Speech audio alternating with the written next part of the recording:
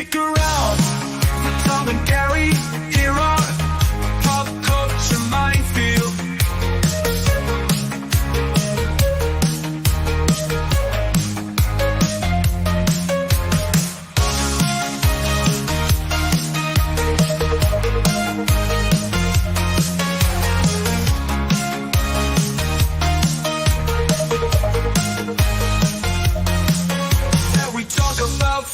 And help you get to know, so stick around for Tom and Gerry here on Pop Culture Minefield.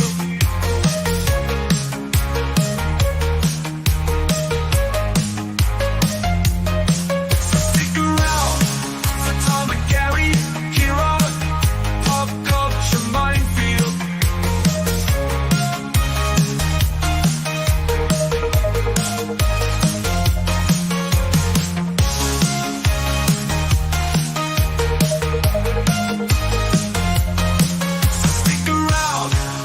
Tom and Gerry here on Pop Culture Minefield.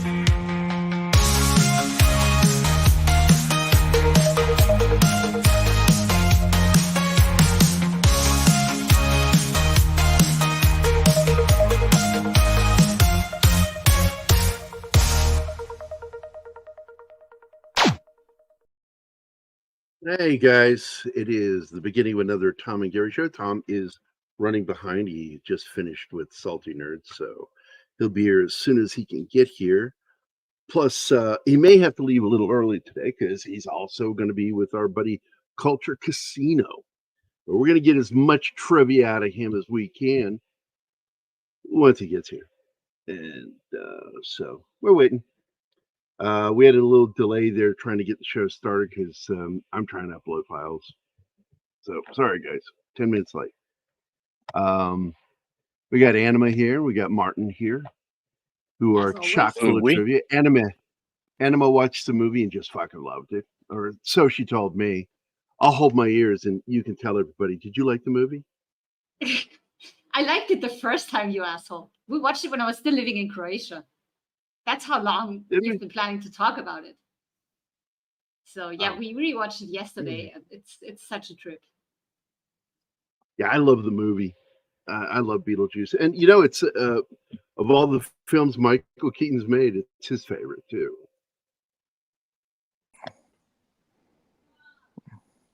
The wreath of evil. We're doomed. Doomed. I say. It's hopeless. There you go. It's Beetlejuice. It's hopeless. Just to compare. It's hopeless. That's the same voice. Match it. Yeah, it's called impressions. No, you were born like. But anyway, Beetlejuice is it's absolutely one of my favorite films. I can't say I'm a huge Tim Burton fan, but there are films of his I really love. I have always had problems with his Batman, his take on Batman. And there are certain things about the first film in particular, I had issues with. 89's Batman is still, in my opinion, probably the second best Batman movie. First one, I believe, is actually Batman Begins. I liked it. And then, third, because Dark Knight. The Dark Knight is better. And then Batman, 89. But still, on my list, in my head that I keep, of greatest superhero film, Superman, the motion picture, is still the best superhero movie ever made. But Beetlejuice, God, man, that just took me off guard when it came out, and I went to see it. I was like, can it be this weird? Watching the trailers, I mean, is it really going to be all that weird? Then I saw it, and I'm like, holy shit, this movie is weird. And I like weird. So, Tim is here. Greetings, Tim. Look at his comment. Well, I know it's been a massive part of the conversation today on in the chat. I was watching the chat on Twitter, the group, and just bringing up the fact that, how many jokes can we say or make about him? And the fact is, he doesn't fire a gun in this movie, so it's going to be hard. No, it's going to be super easy because it's a piece of fiction because Alec Baldwin's the one that gets killed. Yeah, Alec Baldwin gets killed. The only ghost in Alec Baldwin's life is the director or director of photography. So she's Beetlejuice now. Bonjour, Christian. Bonjour, mon ami. For Tim, here's your video. By what name are you known? There are some who call me...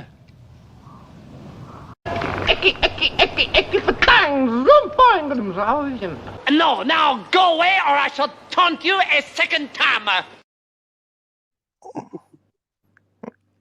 I need to make a video for Penny too. I've been wanting to, and it's like I can't figure out what to use as her greeting. And the only one I can think of is like Lost in Space, like a reference from Lost in Space. So, I don't know. There's not that many pennies in film. Yeah, it's one of my favorite lines. We're here for your daughter, Chuck. No, it didn't. He was after the boys. He liked young men. And he gave names, and that's why you saw a bunch of stuff happening after Jeffrey Jones. A bunch of shit what happened after him. So, Soul Assassin is here. Snortapoop is hello. Lord Thoth, all hail Lord Thoth. Of course, Penny is here. And Slasher Fred is here. And let's see, who else has popped in? Did you say hi to Bush yet? Yes, I did. Okay. I read what he wrote. And we didn't give him his video. That's why I'm asking. No, give me a second. I'm trying to see who all is here. I'm in a different part of the studio, so I can't just go grab it. I'm looking to see who all is here. So yeah, I've got some friends here right now. So, and I think that video is in here, isn't it, Martin? Or is it in the other studio? Which one? Hold on. It's not in here. I'll add it.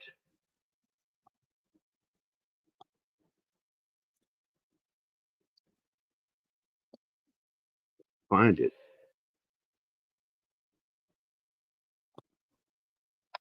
Well, there you go. It's not in there.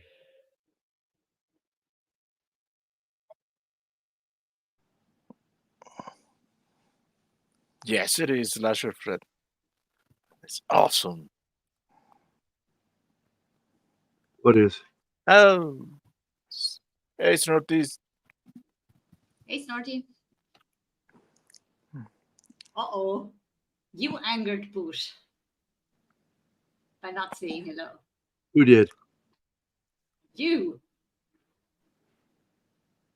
I identified him and read his comment. Apparently you didn't say hi to him because he's sending you to hell. Well, it's just a suggestion. I'm sorry you can't see me. I'm sorry you can't see me right now, but I'm rolling my eyes right now. Oh. Are you giving him the look? How are I'm trying to you get the rolling fucking them? video. Are they rolling in a straight circle? Are they rolling? I mean, I'm going out of my way to add his video in here. What the Bush? I give up. Bush. I give up doing anything. Hey, he did it. It says it failed on my end. Oh, No, it played. I saw it. you know how StreamYard is sometimes. Yeah. Well, I asked if it was in here. I just looked and it is in here. Nobody answered me. So I'm sorry, I was talking with my family. that's okay.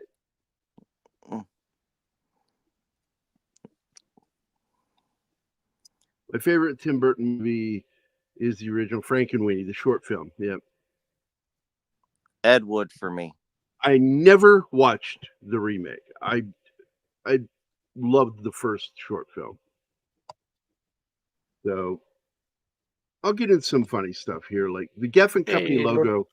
at the very beginning of the film, has the ghoulish version of Banana Boat Song, sung by the film's composer, Danny Elfman. When the Geffen logo appears right after the end credits, it's a darker gray. That was kind of nifty. Wait. Is that Danny Elfman's voice? Yeah, at the opening, when you hear It sounds exactly like Harry the Geffen Belafonte. logo, you see it. It's the haunting version of the song, so they couldn't do that to the original. They remixed it and he sang it. So, a work print of the film surfaced with some added alternate scenes. This version of the film runs around 2 minutes shorter than the theatrical release, has a few extra scenes, and is missing some others. It's also in black and white and has a time code on the very bottom. This version has 4 major differences. First, alternate scene.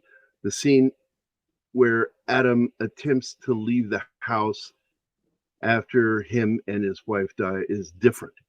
Instead of a desert, he sees empty darkness filled with rolling cogs.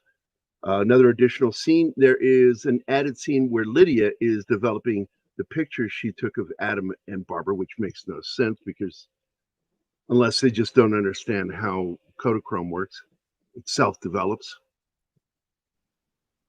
Then after her mother yells at her and blames her for cutting holes in her sheets, Lydia runs upstairs and tries to convince her dad the pictures are real. There's more to the scene where the adults search the attic for the ghosts.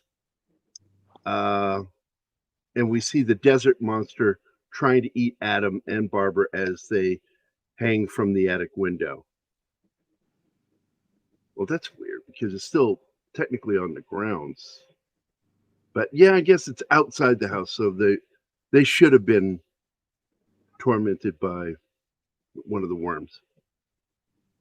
Finally, there is an extra 2-minute scene at the end where we see Lydia riding her bicycle home from school, and her parents are talking to Jane on the phone, telling her they do not want to sell the house.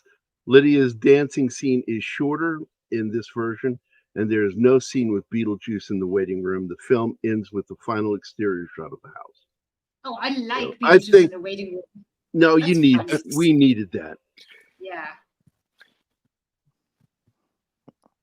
So, and now from what I understand, he works for that office, which is weird because if he didn't self-delete, why is he working as human resource?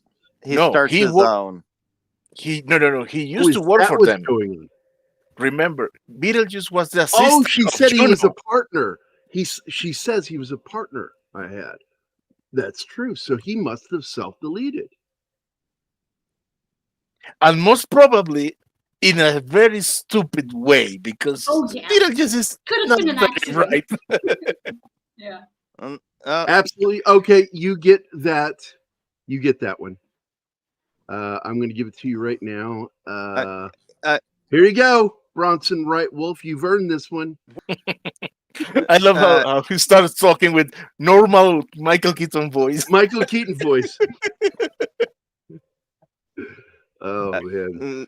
They've already done a clip where they do go into how he actually did die, but I won't say things here if people don't want spoilers about the movie.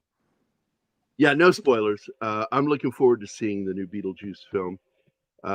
There's a new clip that I'm going to be watching because apparently we learn about Beetlejuice's wife, ex-wife. Yes. Okay. So And He's he's weird. Woody. She meant nothing to him. Nothing at all. I'm glad you made it. Hey, Chris, how are you, man? Doing good. Can't stay too long, and I'm talking to you from my phone. Can you hear me okay? Yes. yeah, it's a little burpy, that sound, but we can hear you.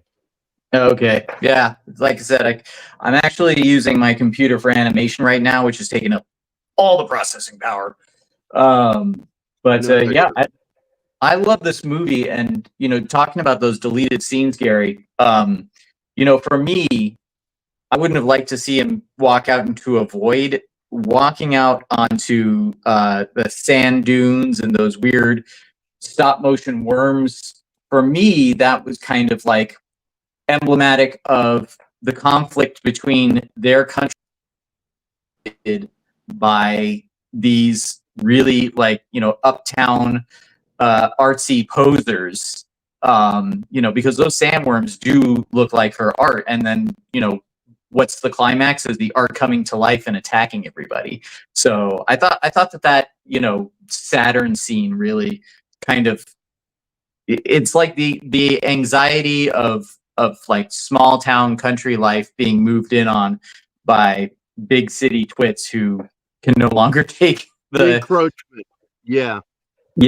And I felt like that all kind of just plays into the thematic comedy, because it is really funny. I mean, that's really where the comedy comes from. It's not that it's ghosts versus the living. It's like the simple life versus this weird, I don't know. Like I said, it's kind of, I was a part of the art scene in Los Angeles for a while, and it was like I had to leave because it was people like that, just vapid posers. Not 100%, but those are the kind of people that I could see moving into a small town like that, and it's like they're the ghosts in a way. And it kind of does echo that in this, because when you meet the Dietzes, they're that typical, because it's like all he wants is some peace and quiet, and his character kind of reminds me of the Chevy Chase character, where he and his wife moved to the country. It's like they have this imaginary idea of what it's going to be like, and because they're so used to the fast pace of the city. And the problem with people like that is, and this as well as anybody, is they take the city with them. Yeah. Yep. Well, there's that great scene where the crane swings one of her art pieces and it's like pins her against the wall, and she's just like, "This is my art and it is dangerous." I don't want to be killed by my art. Now, here's the thing: the dad, he says that he was peace and quiet, and what's the first thing that he does? Look out the windows for birds, and then he starts seeing buildings and goes into business mode immediately. Yeah. Yep. And that's, and the same time, it's like when he drags other people out from the city to visit, they're just like, what the hell are we doing out here? Yeah. He drags them from the city to the country to talk business. Let's buy the town. Fuck, dude, take it easy. Yeah. Well, you knew, kind of you knew this when he's looking out the window with his binoculars, and he sees that little church, and he comments on the building, but then he says, "Great parking." Yeah. That is absolutely something a city person does. Yeah, and it's funny. It's again, it's kind of looking into the future though, because I mean, I came out here to Texas to get away from that, and I'm not inviting it out here. It's following me here. We can't lose. You remember him? He brought us the great talking Marcel Marceau statue. Yeah.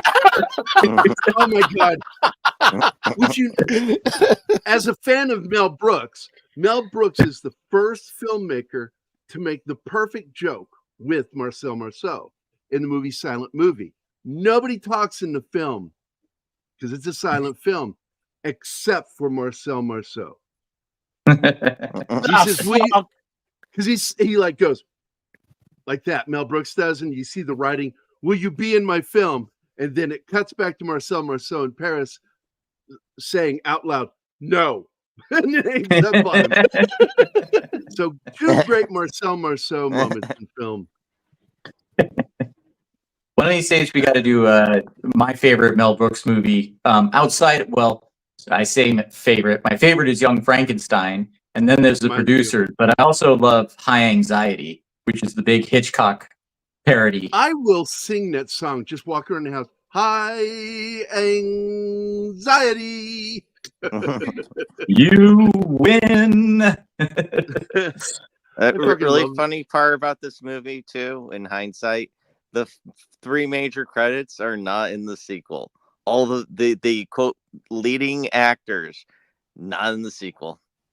To Beetlejuice, Beetlejuice.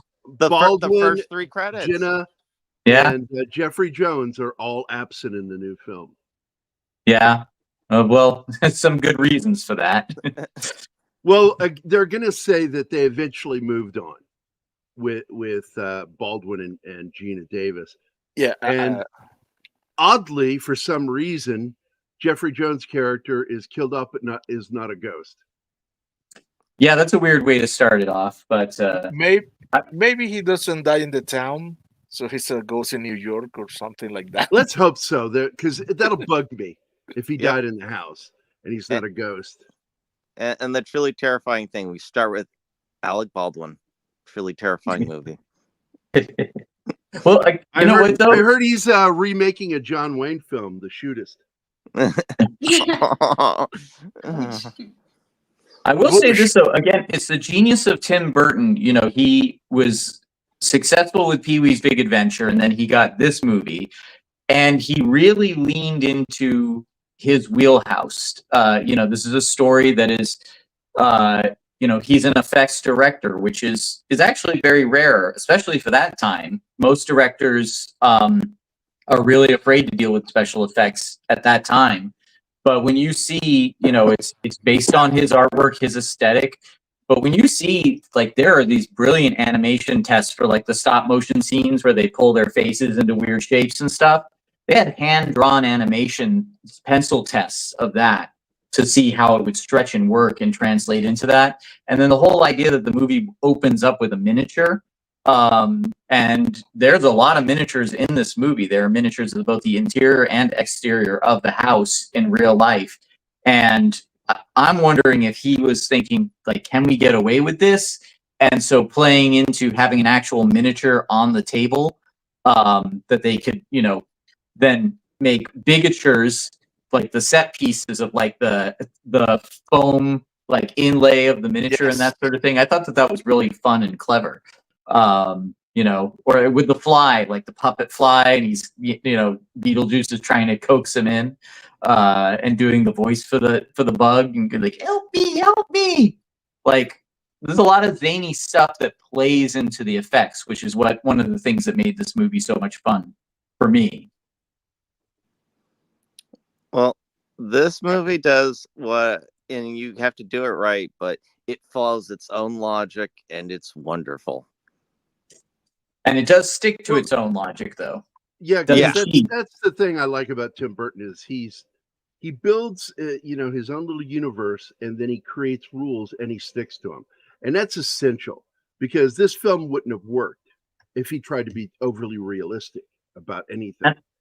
It had to have that cartoon feel to it. Yeah, and it looks like he's sticking to that aesthetic for the new movie as well. I'm encouraged by what I've seen so far. You know, I have no illusions that it's going to be all practical effects. There are visual effects credits in the IMDb, but it does look like the aesthetic is there, and he probably himself wants to have some fun.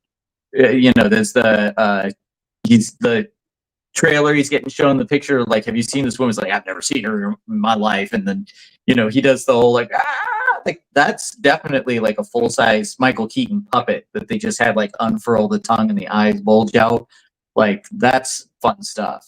So yeah, I'm hoping it all works out. It does look like it's kind of, you know, Beetlejuice plus Wednesday Adam. Jenna Ortega doesn't seem to be playing a different character, just different name. So and don't be surprised. I've seen her in other films. She's just Jenna Ortega in every film. So I think that means she's probably going to become a star because of it, because she plays one character. Worked for Richard Dreyfuss. Yep. I'm telling you. And Harrison Ford. Yeah. Well, every single major movie star. Occasionally you will see a movie star act, and it always surprises me. And it gets, like, Harrison Ford has 2 films where he actually acted. Regarding Henry was one of them. And what was the other one, Anima, that we were talking about that he showed some skill? Worst film he was ever in, I'll tell you, was that horror film he did with Michelle Pfeiffer. where he's Oh, what sure. lies beneath? Yeah. The transition scene where he goes from loving husband to psychopath. Yeah, it's You not mean the believable. fugitive, actually- Gerry? I'm not lying to you. I fucking laughed out loud in the movie theater. It was so fucking stupid. So anyway, that was it. The Fugitive. He did a Yeah. fantastic job in The Fugitive. But let's not forget Fugitive- Shrinking. This is the real villain Got of the serious. movie, the dog. Yeah, the dog Yes. is the hero. Because none of this would have happened if not for this dog. Tim Burton's a dog guy. Every Tim Burton movie has a dog. Yep. I like how the dog just stands there and looks at them and then leaps off when the car goes off. Motherfucker. It's like, screw you, humans. Okay, Yeah. so in You- the scene where you almost Barbara ran me and over. Fuck you. in the scene where Barbara and Adam enter the afterlife and they find themselves in the room with the dead people and they look very normal, it makes them feel like they're outsiders. It's true. Yeah. The Maitlands are just these average, wholesome people. I like this scene where her fingers got cut on fire. I thought that was cool. One of the great, I think just that funny. Barbara- Should I go? Go ahead. I was Yeah, just I'll going to read say, it after. I just wanted, I don't know if this was a Read this. mistake and they just went with it, but I just love that little moment of handbook for the recently deceased. Mhm. Handbook for the recently deceased. Anyway, yeah, read the chat. As I said, I sent him the wrong link, and I'm just gonna say I was just testing and make sure. Uh-oh. I'd probably send him the link to our private room that Anima and I go in there and talk and stuff. Our little conference room. You So, sent where Tom was I? I the was trying to read sandworms, something damn and you it. took it down. Okay, I found it. I think Barbara and Adam represent a 50s couple because of the way they're dressed. They're the people who read like Town and Country magazine is who they are. You know what I think it is I think it's that Tim Burton had a very suburban upbringing, but he was, the odd kid. And so I think he actually has a very good sense of, the bizarre but it's still an appreciation for small town suburban living. Again, when he was a kid, he had a dog that he loved. He had that very much that suburban upbringing.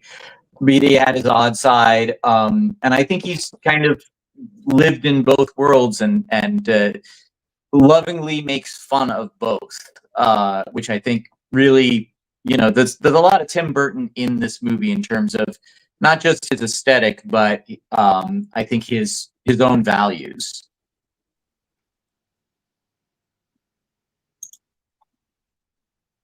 And there's some candles.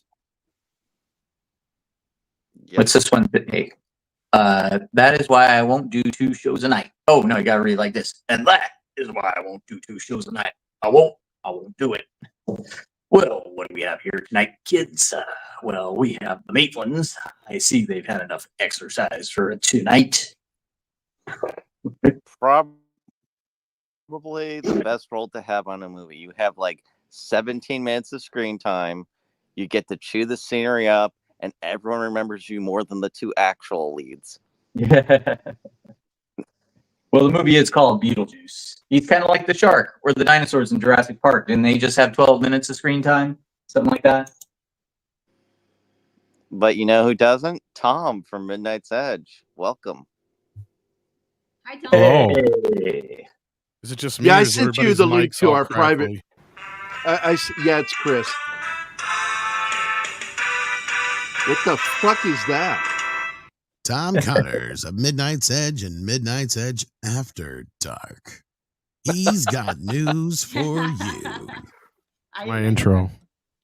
It's Is Midnight's actually Edge After obligated. Dark like Skinamax? Oh my god. Yeah, it's where we do all the adult stuff. I apologize for the sound of my audio. I'm running animation renders on my computer and it's sucking up all of my bandwidth. So I probably won't stay too long anyway, but welcome to your We show. got a quote. We got a quote. And so now I'm going to play the video that goes with it. You cut the second honk out. Yes, that's how well I know this movie. No, it was in there. It's just it's a delay on your side, so you didn't see it. I didn't see it either. I only saw the opening of the scene. There is another video that goes with it. I'll play it. I have a kitty cat over here licking my hand, trying to get me to pet her. I threw the cats out. So Beetlejuice was actually the first cassette tape, that's how old I am, that I bought as a kid. My parents had a bunch of music in the house, but I was very taken with the whole Harry Belafonte moments in the movie, and I thought it would be fun to do like a reenactment skit for a talent show or something. I never got to do it, but I went and bought that cassette, but it also had, of course, some of the Danny Elfman music in it, which I think was probably, that movie just made a big impression on me, music-wise, aesthetically. I think Lydia Dietz was probably my first crush, although I think Wynona Ryder is about 6 or 7 years older than me, so. Sorry, That's the cat made fine. its way into the show. Little Nix, she's a sweetheart. So I paused it here because in the 80s, a lot of us guys had a crush on this woman right here, Kathleen O'Hara. She was one of the stars of SCTV, which I adored. And there's just something about her. I mean, she's funny, she's pretty, and she's a ginger. So she triggered a lot of young men. And so this is one of my favorite films with her. She is amazing in this movie. She's amazing in pretty much everything she's in. Sally from Nightmare Before Christmas was very different from her personality in a lot of movies. But again, I love that line. If you do not let me get this house and make it my own, I will go insane and I will take you with me. Oh, yeah, Yep. I love that. She's absolutely a neurotic. And Jeffrey Jones is clearly the beaten man. He is a man that has been beaten down by a woman. But it was That he probably just asking keeps- for it. You never know. But and it's sad that we didn't get him back, but he made his choices in his life. Of course, we won't get Otho back because he died in 2010. Aw. Fell and got a severe hematoma, and it's internal bleeding. Died from internal bleeding. Oh Ugh. shit, that's a horrible death. that's horrible. So what do you become he in the was afterlife for that? Well, that's a good question. I would assume Probably a better. cockroach, something that can't die. Your true self. She will not leave me alone right now. She is just rubbing all over me. You're ridiculous, cat. You're so ridiculous. I'm sorry, guys. Tom, you got any good insights into this film? Because I know you love this film. Oh, well, I mean, I don't know what you guys have brought up already, but I mean, this was a movie that started somewhere around the mid 80s. Originally, 80, yeah. Wes Craven was meant to direct it initially. Beetlejuice and the story itself was not a comedy to begin with. It was more of a straightforward horror. And in fact, Beetlejuice would have been more like Freddy, right? So you can see why they went after Wes Craven, because he was supposed to be a shape-shifting winged demon, basically. But as things moved on, they realized they wanted to go a little bit more comedic. And you got to also understand, when this was being developed, Ghostbusters, Little Shop of Horrors, Gremlins had all been pretty big recently. So this idea that you could mix, macabre with comedy was kind of a new idea. And then Tim Burton just happened to be the right marriage with the project. He had just come off of Pee-wee's Big Adventure, which was a big hit for Warner Brothers. He worked for Disney. Like you guys were saying, yeah, he had a pretty basic suburban upbringing, but he always had this quirky side of him, right? Like half of his mind was always in the suburbs while the other half was in, Mars Attacks, Cards from Tops and shit like that. and Do watch. you know how? Business. Do you know how much input he had on the script? Because I do feel like there's a lot of Tim Burton in the story. They clearly Oh, reworked. I don't absolutely. know. Yeah, I was gonna say like the original version was always meant to be more serious, more horrific. Like I said, like clearly they had Wes Craven come on, and I mean he kind of left, I think, because I don't know if he just wasn't clicking with it, or if he wanted to go a little bit more comedic with it, or what. Because at that time, that's when Wes was trying to change his image a little bit. But he went from this to writing probably one of the most darkest Nightmare on Elm Street scripts you'll ever read. If you've read the original screenplay for the Dream Warriors that him and Wagner wrote together, it was like fucking insane. No, and I love that. That's my favorite Freddy sequel as well. So It's my Yeah, favorite film, like- too. After the first I film, mean, that's my favorite. Like, I mean, he's not like the version we got in the theaters of Dream Warriors is more Chuck Russell and Frank Darabont, right? And of course, Frank Darabont's a name that you'll probably recognize more so, but the version they put together, it was the concept was there. It was the Dream Warriors. It was these kids at an asylum, but like they would have like, I mean, Freddy was just mean, and the stuff that he did was just depraved. And I mean, it got to a point where they're like, not only can we not shoot this because it's impossible, it's like nobody will ever like this will be NC-17, no problem, right? Like, because it was just horrific stuff. I mean, I think he even says at one point, he even said to like one of the chicks, he's like, I'll cut your head off and shit down your throat or some shit. Like, it was some really, like, Freddy was not goofy, funny Freddy that we know. It was pretty dark, and Wes was trying to take it way back to the dark shit. And of course, that's where, you know, his mother being assaulted by a bunch of lunatics came from and all that kind of stuff. Son of a thousand maniacs. Well, those guys took the idea of what Wes and Bruce Wagner came up with, and they made Dream Warriors out of it. But yeah, so Bruce Wagner had been working with Wes on Beetlejuice, and they worked on it for almost a year before, I don't know if it was Warner who decided that they wanted Did to we go. ever get any production art from them? No. But my understanding is that their version was just more in line with the original. I think Michael, I remember the guy's name, something Mitchell. I can't remember. Whoever originally wrote the version, like Michael McDowell. That's it. Thank you. Yeah. So his version would have been closer to the Michael McDowell script, which would have been just like, you know, straightforward horror film, like 80s horror slasher kind of stuff. coming back to With Beetlejuice, a and little you're talking horror about comedy. I would imagine it would have been a lot like Wishmaster. I don't know if you guys saw that. Oh, I love I Wishmaster. can definitely see Wes Craven's influence, just that, you know, he always wanted to do romance stuff, so the loving relationship part definitely feels like something he'd want to do from the start. Just for the record, I actually purchased the published script for Wishmaster along with wow. Peter Atkins' other short stories. Actually, a really great writer. Does a lot of fun stuff. But just going back to the production art aspect, but for Beetlejuice, Tom, have you seen the like the pencil tests they did for the stop motion for Beetlejuice? I saw the one where they did like the nose thing where I saw that. Otherwise I've only seen bits and pieces here and there. I've actually been digging up as much as I can for a retrospective we're working on for the channel to hopefully have out this week. But, Nice. I look forward to that. Yeah, because Beetlejuice is not one of those properties that actually has a lot of there's like a lot of documentaries or anything like that about the making of it. Like even the Blu-ray is pretty bare bones as far as anything worth a shit. And But, it's one of those most of the films that stuff I'd I've love come to have across- more behind the scenes on.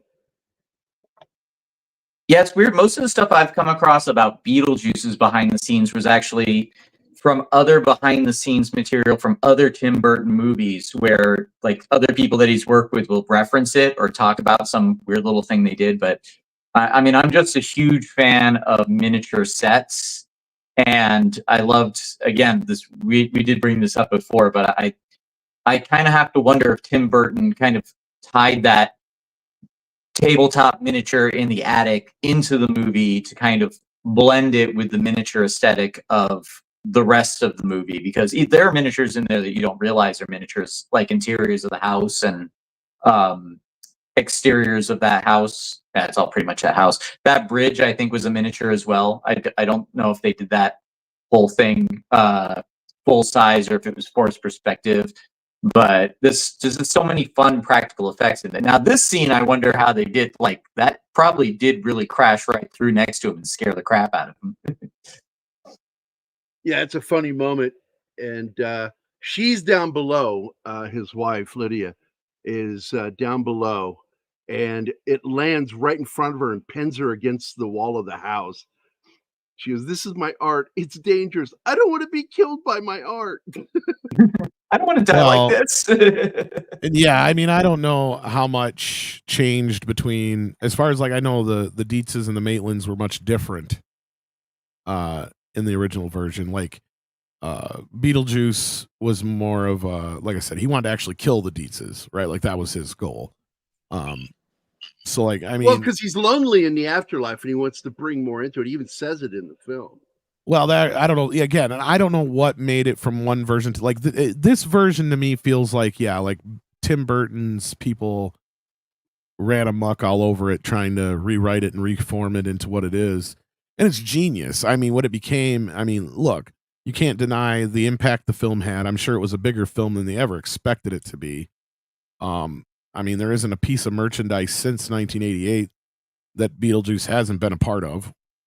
At some point or other. I mean, nowadays you can probably even get more Beetlejuice merchandise than you could back then. But I mean, I remember. No, go ahead. Sorry. I just say I remember they kind of seemed to get caught by surprise by it almost, because the toys were like a year or two past the film. The animated series took a couple of years to get going. And I'm surprised. I mean, I know they tried to get a sequel going back then, but it was Burton's reluctance that kept us from getting one. There was a point where they were going to make one way or the other, but then it was more Michael Keaton getting in the way, I think, because he wasn't interested. Yeah, I mean, at one point they were gonna do Beetlejuice Goes Hawaiian and shit like that at one. I mean, like, yeah, you know, so like and you saw some of that in the cartoon. Vacation. The cartoon went in a whole different direction. And I think they took some of those ideas, the Hawaii thing and everything, because I remember a Hawaiian episode. But because the thing I want to point out, though, is this is Michael Keaton's favorite film that he did. It's his favorite character he got to play. And I'm kind of glad that eventually it worked. I mean, right now, to be honest with you, they don't have to put much makeup on him because he looks so crackly and old. I mean, it's crazy how old he looks, and he's really bald. So this was one of those movies where I think there's more makeup on him than you would actually think. I think there is a prosthetic on him as well, but it's that the top of the head. The makeup was done by V. Neal, who really kind of embraced Burton's aesthetic and kind of had that perfect blend between that kind of what we call black light, colorful aesthetic, but also bringing some of the realistic of like what, mildewed moss, growing into his hair would be. And I think that makeup also played into his personality. And that's a great relationship people don't talk about very often, is the relationship between the actor and the makeup artist, because they'll sit and work together and do test makeups, and the actor will wear the makeup and look in the mirror and, emote, see how they can emote through it and bring out some personality from the work the makeup artist has done. Rick Baker talks a lot about that, especially with Coming to America with Eddie Murphy. But it's I'd imagine that it's a blast. It's like Shinosky said, you get to show up and chew the scenery a bunch and then get top billing. Yeah, and it's funny you bring it up. The first thing that pops into my head is Billy Bob Thornton and how he came up with his Sling Blade character in a mirror. And he did the voice, and then the face went with the voice. The minute he did the voice, he just like, he contorted his face. Yeah, you do. I like the way you talk. And he looks like a totally different person when he does it. No makeup. But in this case, I really don't think there's much makeup on him as far as prosthesis.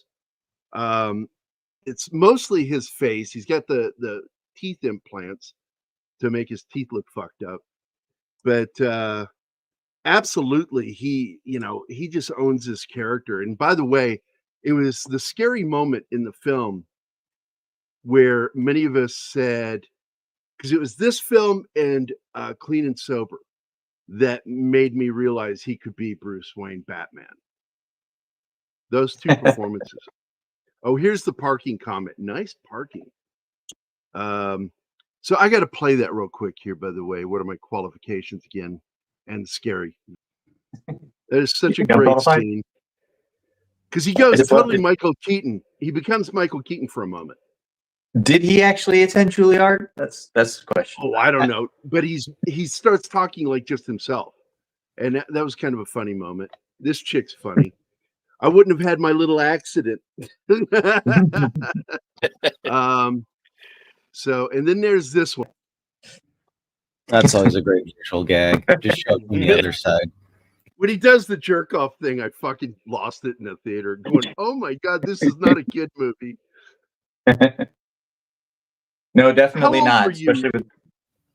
I'm sorry, Tom, how old were you when you saw this the first time? And did you see it on screen or no, I didn't get to see it till it came out on video. But then I happened to have HBO when this movie hit HBO, so I seen it. I mean, because HBO played it endlessly when they had it on there, so I seen it a million times. I'm like Chris, I can probably quote the movie. Like you just start a quote and I can probably finish it for you, basically. Like it is one of those movies. Yeah. If there was a play and you were backstage and someone grabbed you and said, like, hey, our actor's missing, you got to go out there and fill in for them. And no matter what the actor is, they just shove you out there and you'd be able to keep up. Yeah. You can do it. That's I remember the first time I saw this, I think I was 10 years old. Sleepover at my friend Brett Drucker's house. His mom and dad ordered pizza for us and got us some candy and rented Beetlejuice and stuck us in front of it. I don't think they had any idea what it was going to be, but we absolutely loved it. Yeah, I mean, I barely remember it coming out, but I do remember seeing it on video. Because this is also still in that era, because I was probably like 8 or 9 tops. Where I'm sure I've told you this before, but my dad used to work for this like company that built gas stations and stuff.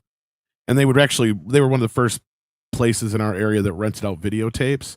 So like all the guys that worked at the main headquarters, since they get all the videotapes in one place, they'd let them take them home for the week or two before they'd come out, right? So my dad would literally come home with a paper bag full of videotapes still in plastic wrap. So for years, that's how I thought people rented movies. So like I'd get Ghostbusters and I'd be the first person to open it up and pull it out of the package and it's all right, you know. So the first time I ever rented a movie where I got it from a video store in a plastic case, I looked at my mom and I said, what the hell is this? Like, or where's the cover? I said, I was like so confused. I was like, what was going on here? Like, you know, like, yeah. So like it was still in that era. So that's probably why I don't remember the first time I saw it, but I remember seeing it time and time again on cable, just endlessly. We had it all back then. It's like somebody said they'd seen it 120 times, and I can't say that. I think I've seen it so many times. I could probably say I've seen it close to that. I mean, if you think about it, it was probably on HBO twice a day. It was on HBO twice a day, every other day. There's probably a chance that I've seen it at least once every other day for an entire summer. It's a movie that. By the way, this is my favorite joke in the film. This is my absolute favorite joke in the film. When he says, "How do I look? We don't have mirrors on this side." She goes, "You look good, really? Because I feel really flat." These creatures are really so much fun. The shrink head is. Oh, the guy that's scorched in the chair smoking is so fucking creepy. Yeah. It is so creepy. I just love those simple gags, like the woman who's sawn in half is, you know, it's just obviously somebody else's legs, you know, just holes in the set that they're sticking through. Yeah, there's V. Neil working on the Beetlejuice makeup. Yep, it's very little. A lot of it is makeup, and then like the skull cap, the strip that puts the sideburns on, and this shit here right under his lip along the chin line, and that's all they put on him. I think there's a brow piece, the very subtle brow piece, but I think no, I don't think so because his brow is so prominent. His actual wrinkles are so clear that I made a comment that with the makeup on, good God, he looks like Gary Sinise when Gary Sinise gets angry. But this gotta is say, pure Tim Burton right here. well, that's Tim Whoop, Burton. we lost you. There's the cabinet of Dr. Caligari right there, the German expressionism. Yep. Yep. That's that pure, unadulterated homage. And people always accuse Tim Burton of ripping stuff up, and I don't think it's a rip off. He knows his stuff when it comes to the history of macabre cinema, and he loves it, and he wants to bring it back to the audience so they can appreciate it as well, or else it would be lost. He would That's surrealism is what he's borrowing from the early stuff. And by the way, this is a great scene when they go through the door back into the house, and they've been gone for months, and the house is completely changed now. Yeah, this place keeps getting weirder and weirder. I think this is our home. Yeah, it's just, again, great for pacing as well. A great plot device, just incidental plot device to move the story along. But yeah, I love this character. I love that her throat is cut and she smokes and it comes out of the bottom. Comes out of the slit. By the way, this comment, absolutely, we were talking a little bit about that. I'm so grateful that movie never got made. It just sounded terrible.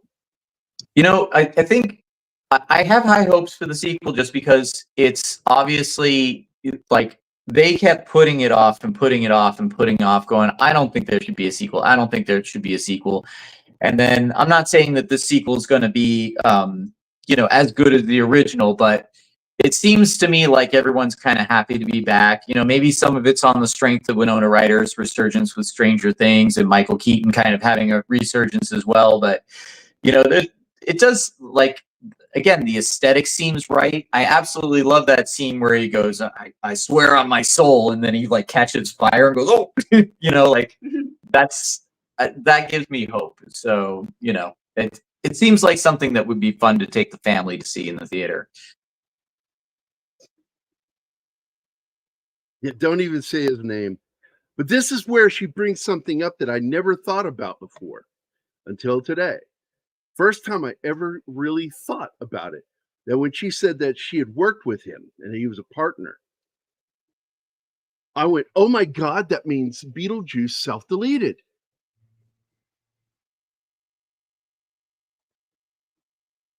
Remember the rule that those who self-delete end up working in human resources. They become civil servants. Civil servants in the afterworld. So that means he had to have self-deleted. And somebody made the joke, I think it was it Shanatsky, that it should have been on an accident or doing something stupid that caused him to accidentally self-delete. It was you, Martin? Yeah. I just thought that was funny. Because he had to have done something that he shouldn't have done.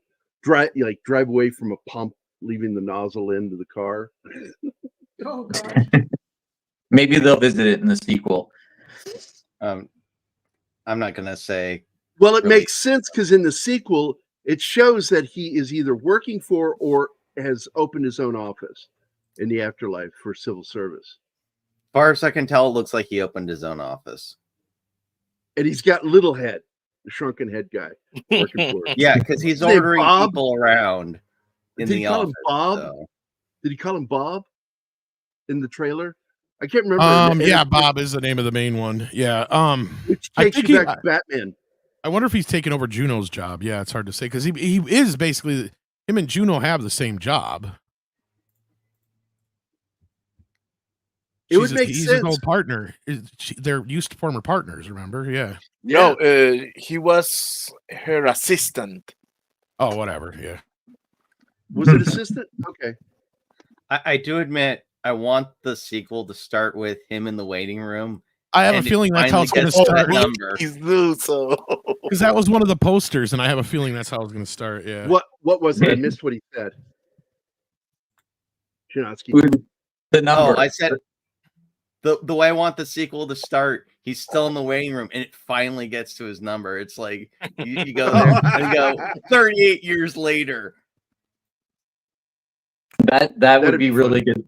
That's kind of like how they there was an alternate ending to that where he didn't get his head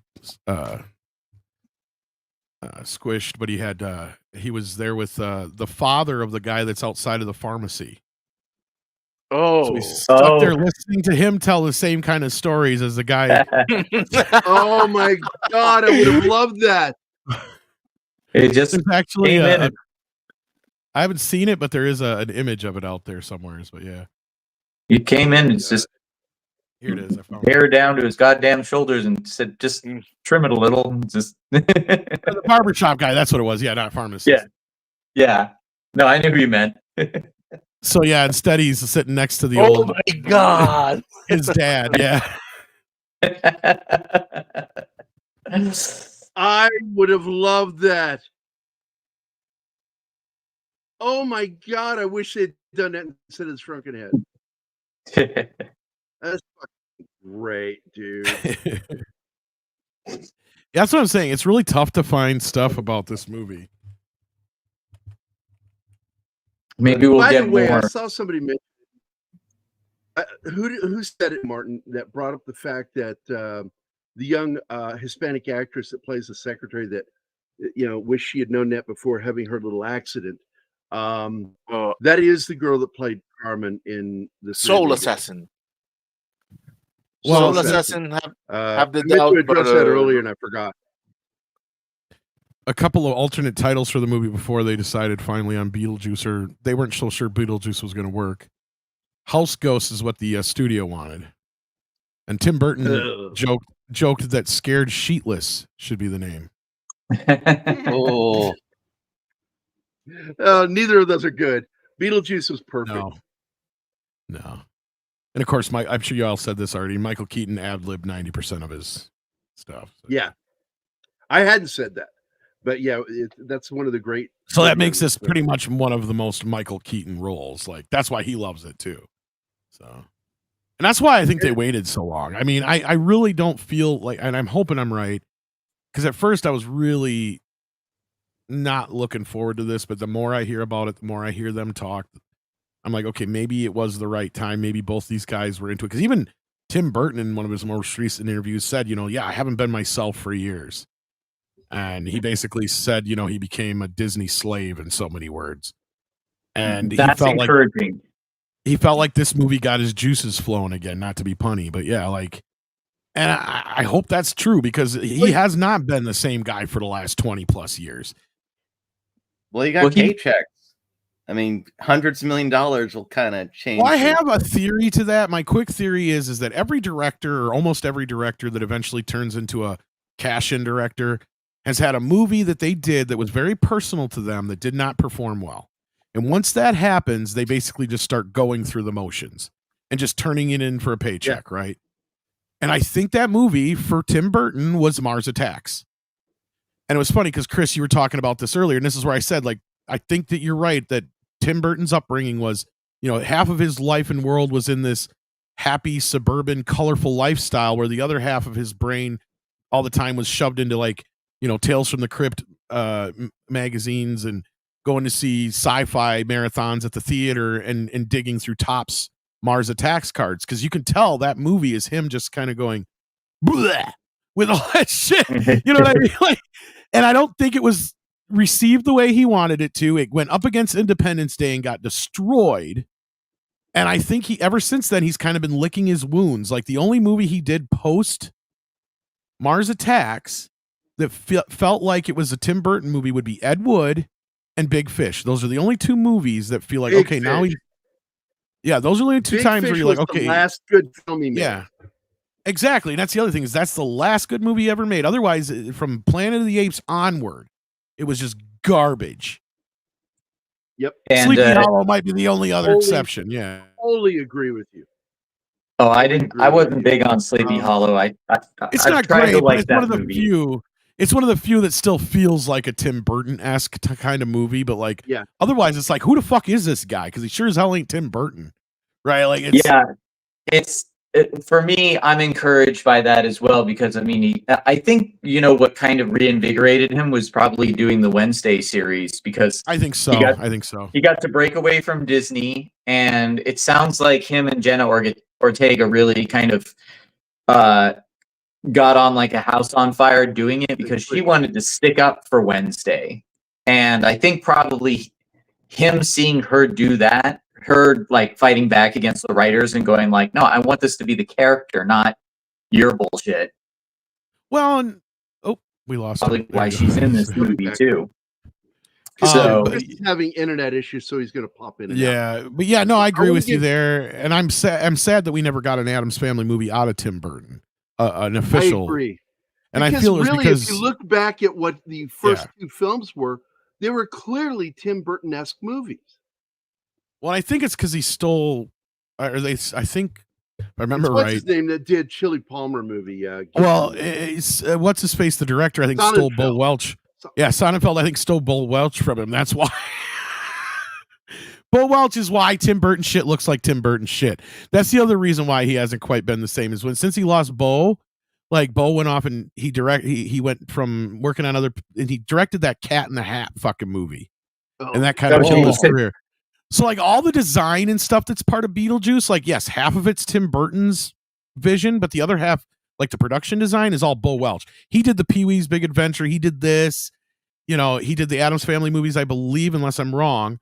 But like, yeah, he was one of those guys that really knew how to pull that kind of cartoony-esque look out of things. And he's the one who really should get some credit for the look of this movie. Yes, half of it is Tim Burton, but the other half is a lot Bo Welch's production design and his designing of all this stuff. Because if you look at Tim Burton's designs, they're almost impossible to make look real. In fact, you look at Nightmare Before Christmas. That's why that works as an animated film and nothing else. Because look at those designs. That is the first time you'll ever be able to bring Tim Burton designs to life because he has such a specific art.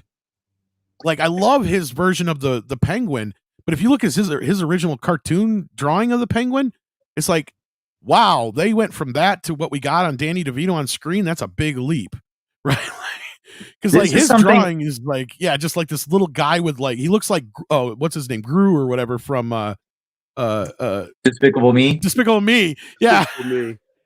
This is something that really I feel passionate about very much, and people. This is part of the equation that people don't understand about filmmaking. People always say like, oh, it's the script, and the script. And while I agree that a good script is absolutely necessary, scripts get messed with throughout the entire process of making a movie. The thing that nobody pays attention to, and you hit the nail on the head here, Tom, is the medium of filmmaking you have to understand the medium you're working in and why you're working in that particular medium. And like you said, if you try and translate Tim Burton directly into movies, it's a tough sell. But you put it into something like stop motion. Nightmare Before Christmas is a story that could only work in stop motion. You couldn't do it like 3D CGI. Right. You couldn't do it hand-drawn animation. You definitely couldn't do it live action. Yeah, it had to be stop motion. Character wouldn't work unless he's animated. Well, right, and that's just his art form, right? Like, and that's his best example of what his art is. And I'm looking this up here. I guess the snake version. This is kind of off, but going off of the effects and the designs, I guess the snake Beetlejuice came in early, so it was probably in Wes Craven must have had an obsession with trying to get a snake Freddy or Beetlejuice in his script. It is the scariest moment in the film. Well, and they said here the animatronic snake had no resemblance to Keaton, so it must have been made for whoever they originally had cast as Beetlejuice. And so after the fact, they used it, but then they had to redo a lot of the shots with the stop motion one with Keaton's head on it. And so evidently, and I don't know who was cast as Beetlejuice before him, though. I can't find that. So yeah, it still kind of resembles him. So I don't know, but I will tell you. No, they redid it for the most part. I guess is what they're saying here. The animation that's used in this film is called Go Motion animation. Yeah, which is really so fucking funny the way it's done because I've done it myself. Where right at a moment of action, as you're photographing, you bump the table, and it gives blur. Now, this is something I never noticed before watching the film, but I will now. What's that? Delia has a knack for repurposing clothing.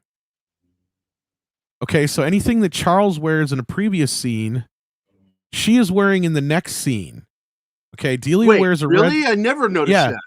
Delia wears a red sweater that Charles wore in the previous scene, except as pants. So she's repurposed, so her clothes are also her art. Oh I didn't my even know. fucking god! So she repurposes everything that her husband wears as her own clothing.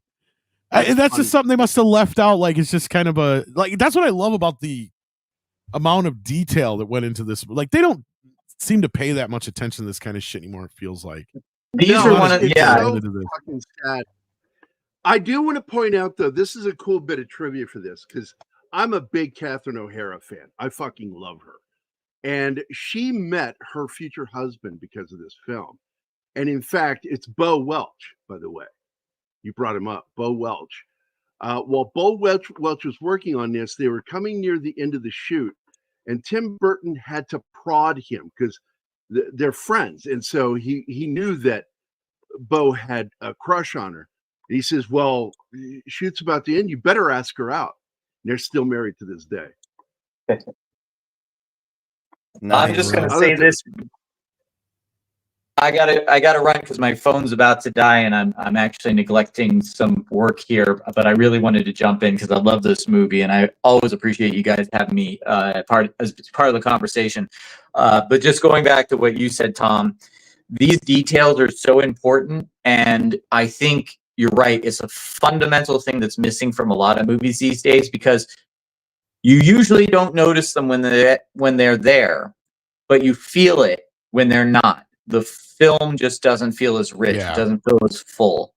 And when I make my own stuff, I'm constantly paying attention to little details in that way. I don't know if they'll ever be noticed or appreciated, but you know, even when I rewatch my own stuff, I'll go, there was something coming from the subconscious there that I wasn't even aware of. And it's part of the artist's fingerprints, the artist's soul. And I think that's why movies like, The Shining or, a lot of David Lynch's movies or that sort of thing, even though people go, I don't quite understand what I watched, but they keep coming back to it because those little details make all the difference and make you feel like there's something special there. So, and with that, I will sign off. Before you go,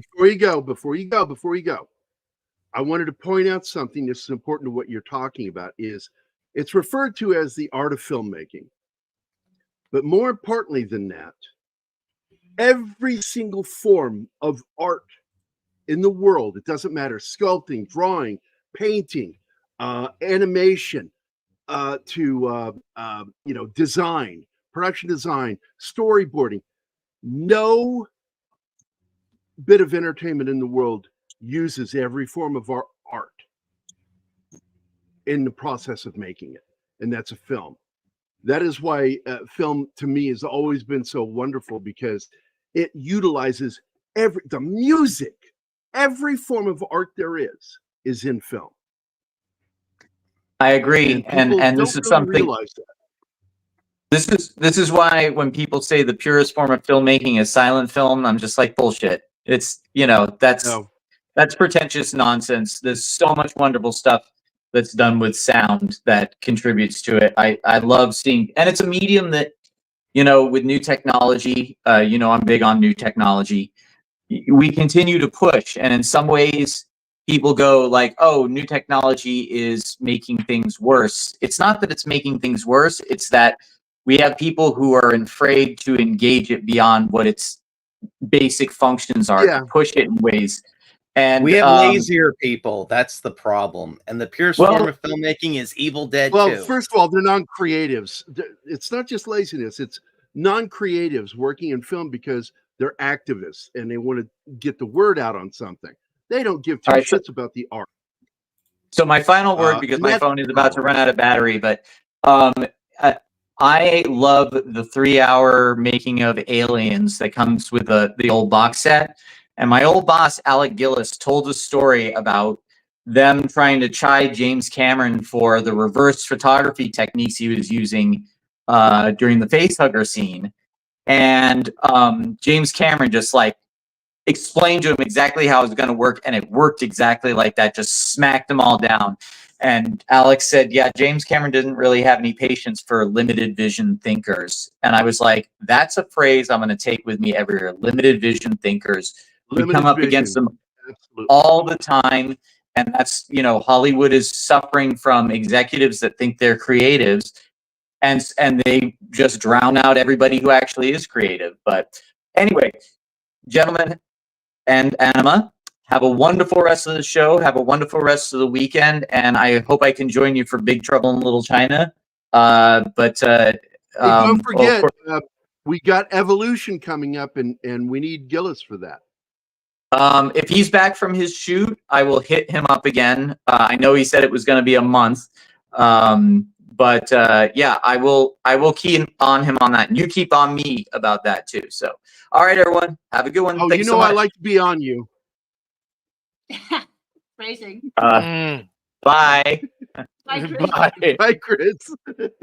At least we always didn't say Gerry, awkward. Your ability to be completely dickish is an art to behold. I just want Nothing you is to ever know that. awkward to you, Gerry. Nothing. But I like making things awkward for people. Just like it's funny. So where were we? Oh, I was wanting to mention, that's why I paused it here. Siddiq, the actor who played Otho in this, when he died and they had his funeral, the last song of the funeral service was the Deo song, Banana Boat song. And I was wrong about Bill Welch. He did not do the production design for the Addams Family, but he should have. Well, then who the fuck Whoever did it?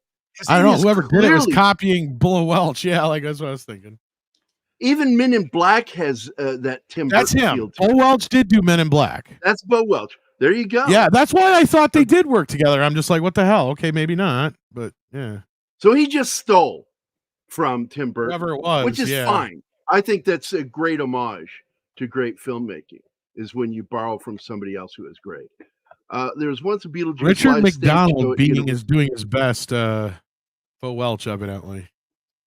He didn't die. He died not too long after that, too. So Slasher, there was even better one.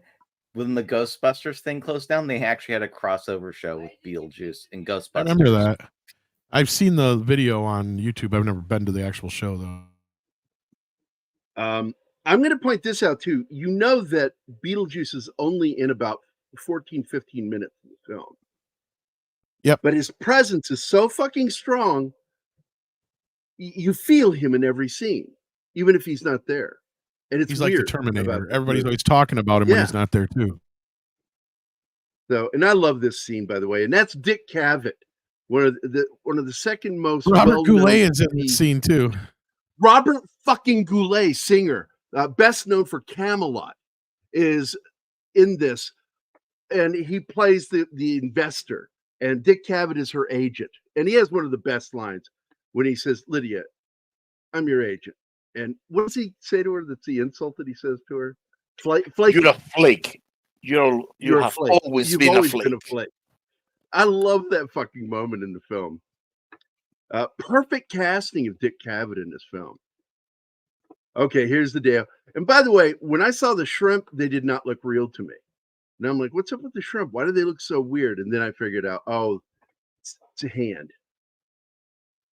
So it's set up the whole scene. The hand going into their face with the shrimp was always there the entire scene. And I'm so mad at him for fucking being a weirdo, sicko. Because he is such a good actor, Jeffrey Jones. Every film. Well, what's weird about that is out of that whole. What's weird about that investigation is he was one of the only ones to get in trouble. I don't know if you remember that whole thing, because like a lot of the other guys that got implicated in it, they were fine because all their stuff was art. He got, and he tried to say the same thing. Well, that was the thing, is I think they found some actual photos and stuff that kind of damned him, if I'm not mistaken. But yeah, because he actually got charged with something, if I remember right. He got charged. He didn't do time, but he was on probation, and he had to name names. And I've been told that one of those was a significant person. I can't remember who it was, Was it Pee Wee Herman? I don't know. Because I think I've seen that suggested that what's his name? Paul Rubens was one of the people named in the case with him. So, and Pee Wee fucking made a comeback, you know. Well, he got in trouble for the theater thing. That was what he got in trouble for. Yeah, the art thing. He was barely implicated. Like he got brought up, but then it was like he was cleared pretty early. Do you remember the Pee Wee joke from after that that was going around the country? It says, "Yeah, Pee Wee Herman's Big Top sequel is coming in a theater near you." Oh, What I loved was when he went on the MTV. I think it was a movie awards afterwards. Yes. First time he came out as Pee Wee again, and he's like, "So, you any good jokes about me?" Yeah, I love that.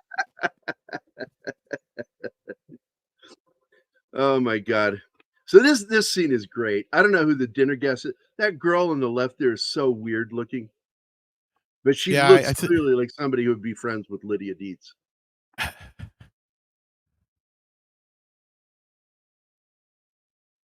And Otho, the only big film that he was in after this was Demolition. I think he's in almost every Tim Burton movie, though. Is he? I think so. I've hardly ever noticed him as an actor. Here, I'm going to go open up his IMDb page. God, Catherine O'Hara. She's so gorgeous. She's still beautiful, even on Schitt's Creek. She's the reason she and a little bit Eugene Levy is why I watched that show, because I love both of them. Yeah, because he does the voice in Nightmare Before Christmas. He was in Planet of the Apes. I knew that. Oh, yeah. wow. Look at that. He's even in Oogie's Revenge, the video game. I had no idea he was in all this stuff. Look at this. Yeah, he's a pretty prolific character actor. Voice actor in particular. Does a lot of voice work. He was in also in Chicken. he's in Multiplicity, even though that's not a Tim Burton movie, but it was with Michael Keaton. I remember that. Yeah. Oh shit! Here's my 6 degrees of separation. He was in an episode that Josh Becker directed, so that means I have 1 degree separation from Otho. Well, I know he's got to pop up somewhere in the new movie because they got Otho design popping up all over everything. I don't know if you noticed that, but I don't remember if we've seen him in the trailer. I did see the name. Yeah. Yeah, I've seen his name pop up throughout, but like, yeah. He's the voice of the mayor in Nightmare. Oh my god. Jack. But he's such an outstanding character in Demolition. We only have 364 more days till Halloween.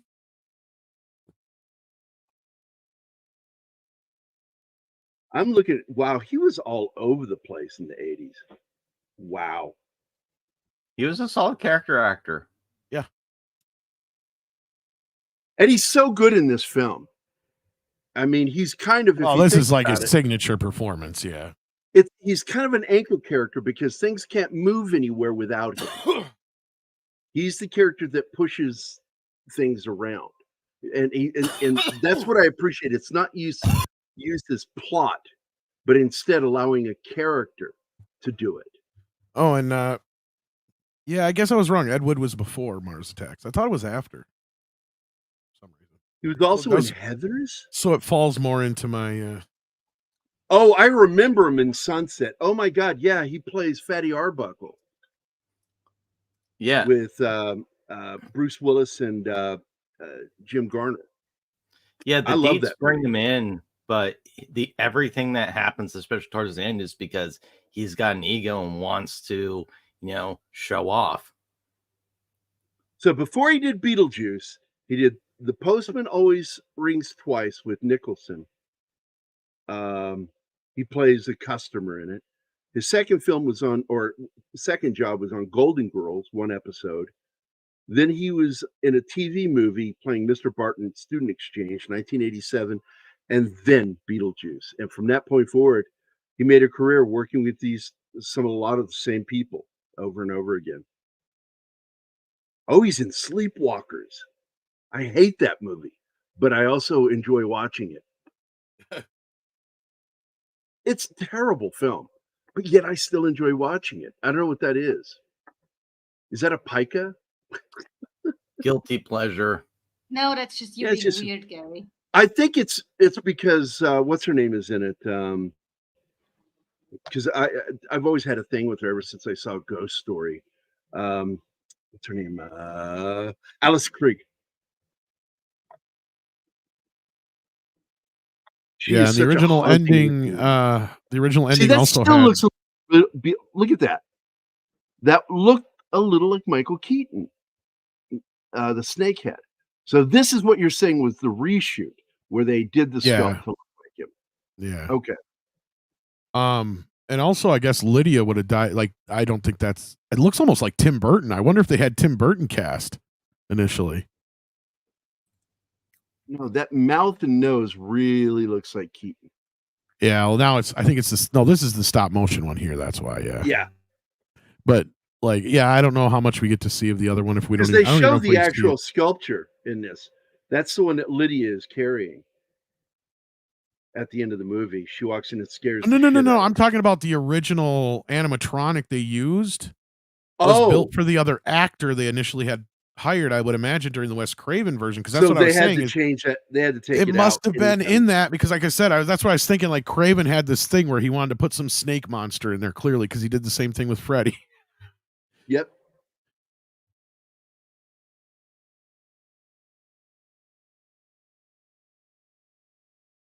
You know, one of the funniest moments in this film, it's not the funniest, but just when you think about what's about to happen here, when their social worker builds a whorehouse on his little miniature, Okay, well, here's some and things I his didn't wife gets mad at him.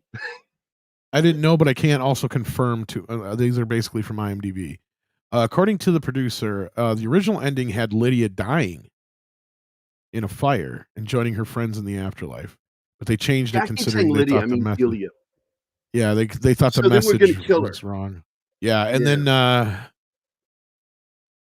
basically they don't ever address Lydia's actual mother, but I think it's better that they leave it kind of vague and like because I always took it that Lydia's mother died, and that's where her obsession with death comes from.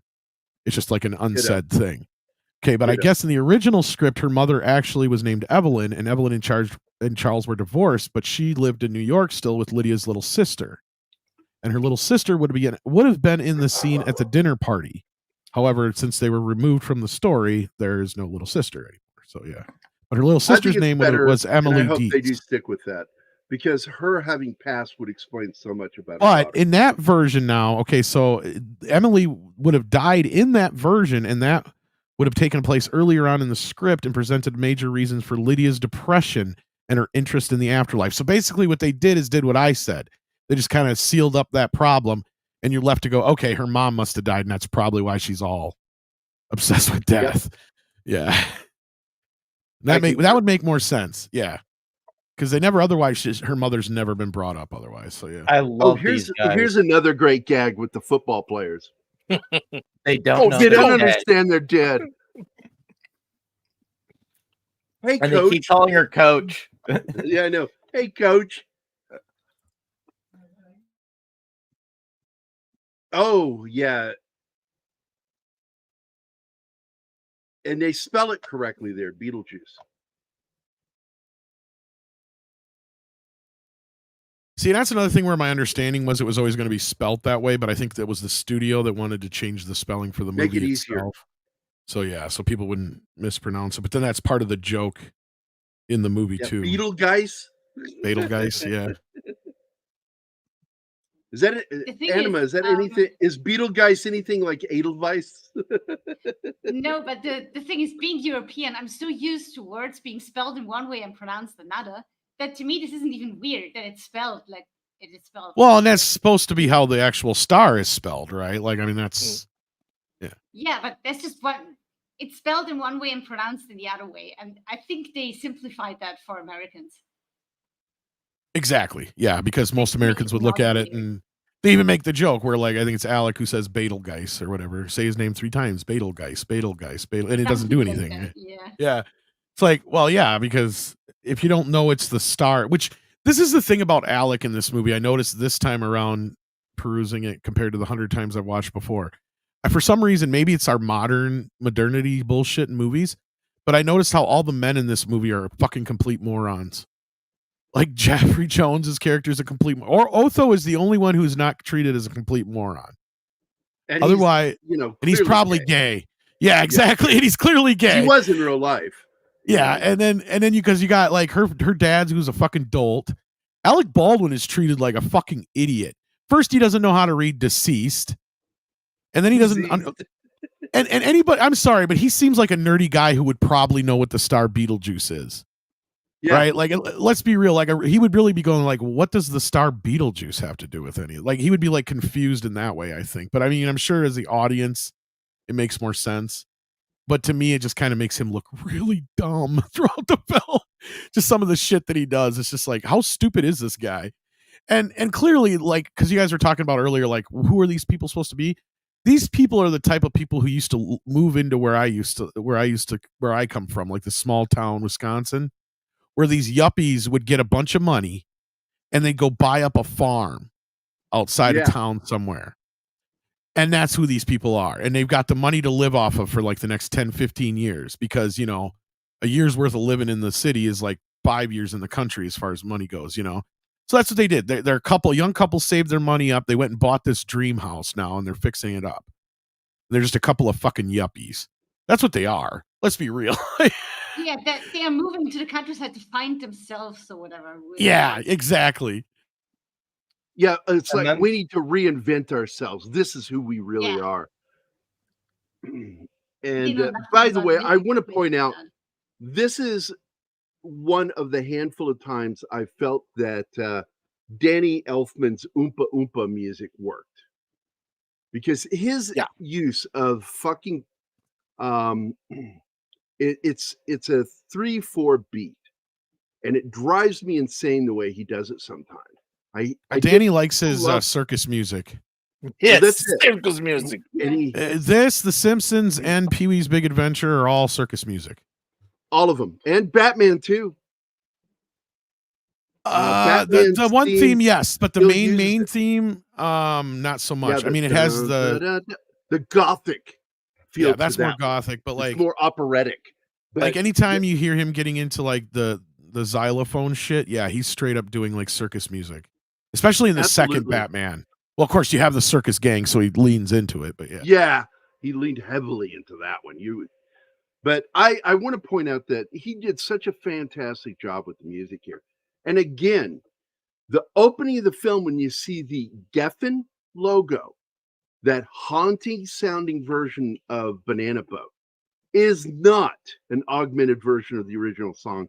That is Danny Elfman singing that. And I always thought that his voice, I've always loved his voice. Which is weird because that's why he listen to Oingo Boingo. This is an oddball thing. I don't know if anybody ever noticed this before, but if you buy the soundtrack, it does not have him singing Deo on it. It just has the xylophone going ding ding ding ding ding ding, and then the other voice comes in daylight. That's because he was under contract as Oingo Boingo still, and he could not sing, but he could do the music as Danny Elfman. So it's like this convoluted contractual thing. That's why his voice is not on the soundtrack, but it is in the movie. So it's funny you brought that up. I totally forgot about that until you brought that up.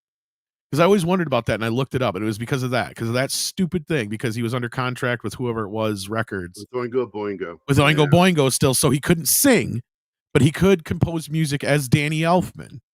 So, like, and it's under Geffen Records, not the other record company, that's why. So they didn't probably want to pay whatever it was to the record company, like a couple grand, just to have Danny go Deo, Deo. By the way, Slasher Fred had some good comments here. Any of the movie where Lydia is dancing on the air, it's a great scene.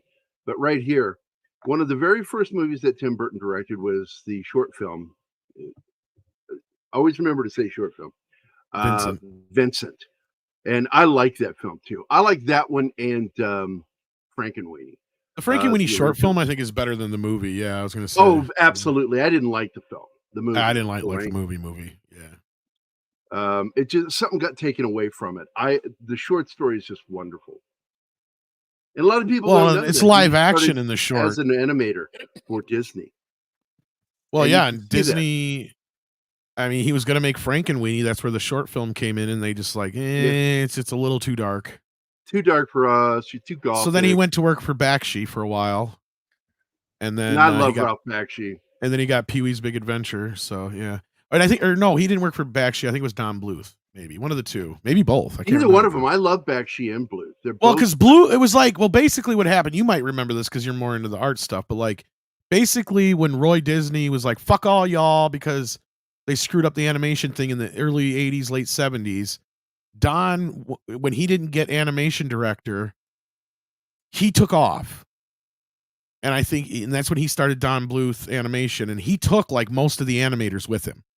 So Yep. like most of the people that worked on Land Before Time and the Fightful movie, American Tail, most of those are Disney animators, and that's why they were kicking Disney's ass in the 80s, because he took all their good animators with them.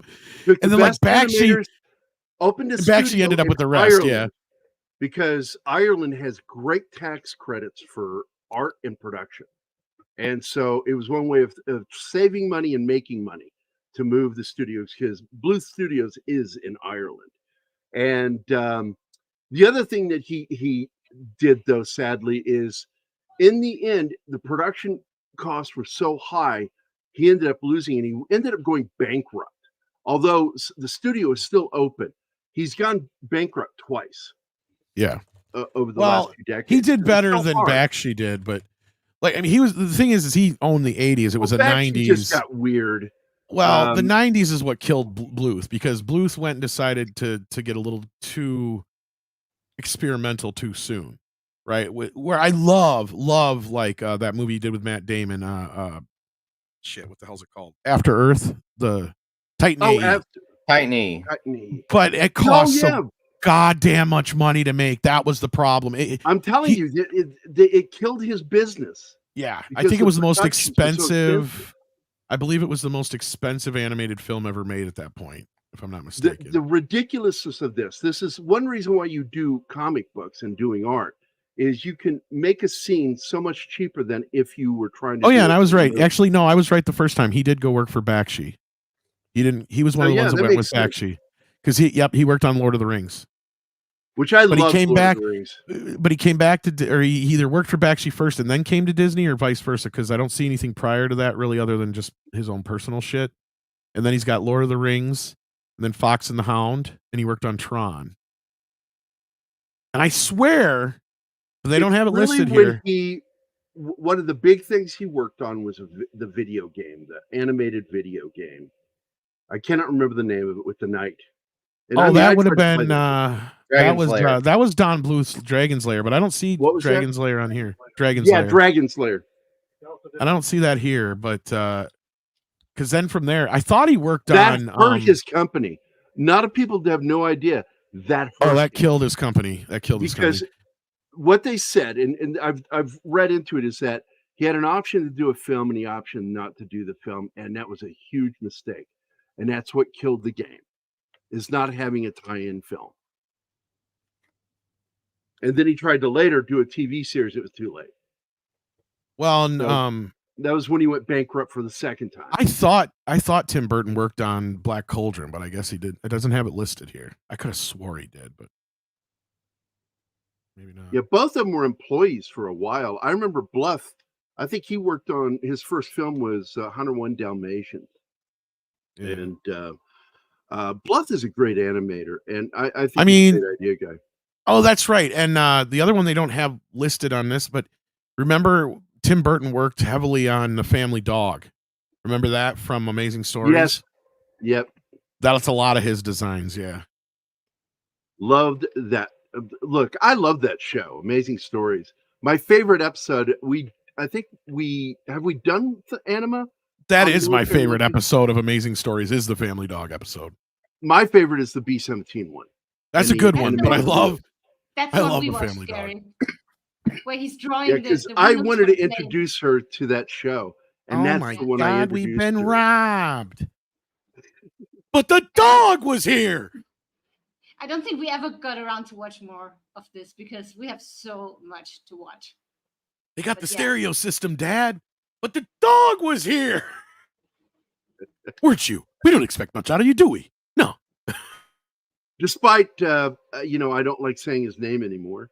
The other favorite episode of mine is the one with Mark Hamill where he's a collector. Yeah, that one's all right. I But, just like the story. It's very Twilight Zone. I do want to point out that this is another scary scene in the film. Yeah, this kind of freaked me out a little bit as a kid. I mean, I was kind of at this point now kids already were where I could really handle this. impacted by this scene because it's just creepy as fuck what happens to her. But you know what's funny about the Amazing Stories? You know what keeps the first season off of DVD and Blu-ray here in the U.S. is the Family Dog episode. I'm not surprised. It's because of the ownership of it. Yeah, it's because CBS co-owns it or something now because of the show and all that shit. It's like really weird. I have it. It's imported. You can get it imported, but they didn't release the first season in the U.S. for some reason. Or you can get it, I think, but it doesn't have that episode on it or something like that. One of the two. And I want to do that on a Friday. And if you're free, I would great if you could join me. Or is it the second season? Whichever one it is, I had to import. Let's put it that way. What is your schedule on Fridays? Friday afternoons are not so bad. Because if I know in advance. I want to do the series. And I'm not going to expect Anima to watch every episode of Amazing Stories. But I want to watch the They only did 2 seasons. Yeah. I mean, there's only like 40 some episodes, I think, altogether, if that. So I love this though. Him holding her, and they're just getting old together. Yeah, and this is falls sad. off. It's a very emotional scene, and the jaw falls off. Yeah. I just thought this was one of the heaviest moments in the film. This and the stairway scene. But anyway, I hate to run here, but I do have to. That's okay. We're almost done anyway. Yeah, I was gonna say it's getting anything close else you to the want end to add? anyway. Anything you want to add before you I go? hope that the sequel's really good. I really do. I've got When are you higher seeing hopes it? now. I'm going Thursday afternoon, so you'll see I'm what I gonna try find. to You'll find see out it then what I think. Probably over the weekend. I'll probably wait till over the weekend and try to. Otherwise, I mean, just to say, like, I mean, I was a big fan of the TV show too, the cartoon, and Beetlejuice was another one of those animated series in the same time as Batman, the animated series, where you had adults watching at the same time as kids, and there are jokes that are made for us. Yep, go both ways. Like one of the funnier episodes is when Beetlejuice keeps lying, so he gets a bunch of white lies that turned into skeletons in his closet. Like just those little kind of jokes, right? Like, I mean, it's a kid's show, but it works on a level that adults can be entertained by it too. That shit that's going to go over a little kid's head. Yeah, and we get the inside joke. Exactly, and it did. And the voice acting was great. The chick that got playing Lydia was actually the girl from that show where she dressed like a clown. What the fuck? What show was it? But she's a great voice actress, and she sounds just like Wynona Ryder. And the guy that got doing Beetlejuice does a really good job with him too. And of course, yes, the characterizations are changed, and that's what had me worried about the second film. Is I thought, oh no, they're going to lean into the cartoon. Which I like the cartoon for what it is, but the cartoon is not the movie, right? No, it's not. That's where you have to remember, and this is where I was glad when Michael Keaton came out and said it, like Beetlejuice is not a good guy. It's like, yeah, that's right. He is not. He is the villain. Let's not forget, he is the villain of the piece. Like I mentioned earlier, like he's like the Terminator, right? It's also kind of creepy. He wants to marry a 14-year-old. Yeah, right. Well, his voice over my head. I was going to point out this is an interesting bit is what is his name? Stephen oh my god. Winnett did the voice of Beetlejuice. And he's an actual actor. I'm not sure. He's not the same dude from Empty Nest, but he is an actor that's been around since the 80s. Yeah, he's done a few things, but like, yeah, he did a pretty good job with it. And I mean, anybody could have come in and done an impression. I love this joke. The tackiest suit imaginable. That's hell for him. Oh, the pinstripe? Yeah. Yeah. Well, that's what reminds me kind of like how I'm sure. I wonder if that design might have come in from I mean, it feels very Tim Burton, but I know one of the things that Wes Craven really put into the design of Freddy and the whole idea of him being a shapeshifter was the red and green sweater. Was the striped red and green sweater was supposed to be your giveaway, right? Yeah. So I wonder if he didn't come up with something like that here. Instead of red and green, it was black and white stripes. So like you would know it was Beetlejuice when it wasn't Beetlejuice. You know what I mean? That almost feels like a Wes Craven idea, but I could be wrong. By the way, no, I mean it makes total sense when you think about it, like why they would want Wes Craven to make the original. I think you'll like this. Wynette also is part of the Marvel universe on TV. He was Archangel, Bender, and Immortus in the. Well, what's her face did a voice on X-Men as well. Who? The chick who does Lydia. She also did one of the voices on X-Men too. I can't remember. The voice. She's a voice actress. Yeah. Allison Court. Yeah. She plays in that. You've seen her in live action. Like I said, she did that kids show for years, where she had the clown nose on, and I can't remember the big comfy couch. Is that what it was? Yeah, that was it. That's what it was. Yeah. So she actually was as in person. You could see her. Yep. Thank you, Pete. Yeah, Peter Venkman fan site. Yeah, I knew it was something like that. I couldn't think of the damn. I know she was in the Resident Evil stuff, but yeah, she did a voice for that, and she did a lot of voice work for cartoons and video games. But yeah, and I have a feeling this wedding might actually play into the new film because his ex-wife or his wife from the other side is coming. Yeah, she's back into the picture, and I think that's why he's got to team up. She with meant Lydia. nothing to me. Yeah, she meant nothing to me. Nothing.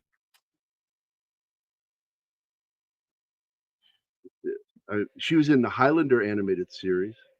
Yep. Spider-Man, the animated series. There it is. X-Men animated. She played Jubilee. That's what it was. Yeah, Jubilee. And she played Jubilationly. Yeah, this dude looks like a fucking gray alien. I'm like, what now that looks like something Tim Burton designed. Yeah. Zipper mouth. I love this. Oh, these are cartoon gags brought to life. Oh, absolutely. Yeah. And this is why the cartoon works so well. And I mean, I kind of hope there's some cameos from some of the characters from the cartoon. Don't get me wrong, but I mean, Bob kind of is kind of a character almost from the cartoon, but yeah, the only mistake Harry the Headhunter, I believe, was his original name. But sorry, he should have been like the Djinn, constantly like she would ask something to help, but there would always be a cost to whatever he does. He shouldn't have been a good guy in the cartoon. It works for the cartoon. It is what it is. I mean, again, I can let that slide because it's a kid's cartoon. I mean, you can't do this every week on a kid's cartoon. It just doesn't work this way. But the idea, the world they built, the somewhat kid-friendly-esque other side or nether realm or whatever you want to call it, the Tim Burton created with this, I think it works well enough for cartoons. So, no, this is one of those movies that you could sit down with kids. It's a real good movie for Halloween. It's a real good movie to kind of gauge if your kid's going to be into horror films or not. If they're really into some of this movie stuff. Is for kids at least 9 years old. Which is strange because it's rated PG, but yeah. This definitely should have been a PG-13. I mean, he says "fuck" in it. Yeah, but he doesn't say it in a way that. PG-13. No, it was not. It was after, but the rules were different then. Because the rules used to be, you could say "fuck" in a PG movie, as long as it wasn't fucking, right? Like you could say "fuck you," like I want to fuck you, right? But if you didn't say "I want to fuck you," that's the difference. Yeah, right. Yeah, like this is fucked up. You could say in PG-13, PG. It all depended on if there's other things going with it as well. And another thing this movie had going for it at the time was all the gore or whatever you want to call it isn't really gore. It's all cartoon, like it's cartoony. Yeah, so like it works in a way that that's why they managed to get a PG out of it. But you're right. Like 3-4 years later, it would have been PG-13. Well, look at this. You made it to the end of the film strip. And by the way, don't forget, I want you to tell Culture I enjoyed hanging out with you last night. All right. I'll tell him. He and I need to do it again because we just have such a good time when we talk. And on that note, I am going to slip out because I'm already a half hour late for him. So. All right. Oh, all right. You're going to, okay, you can do the Catholic method and pull out. I'm going to do it on your back. That was Alec Baldwin's problem. He didn't pull out. Oh, Alec Baldwin. Hey, You had keep to bring up asking Alec Alec. Baldwin jokes. You got your wish. Alec Baldwin, you are worthless Alec Baldwin. You failed in every way, and now my stock in you has fallen. Your career is stalling, and you're worthless Alec Baldwin. That's why I blew your head off, and your children are all boring. Give me Alec Baldwin. I love that movie.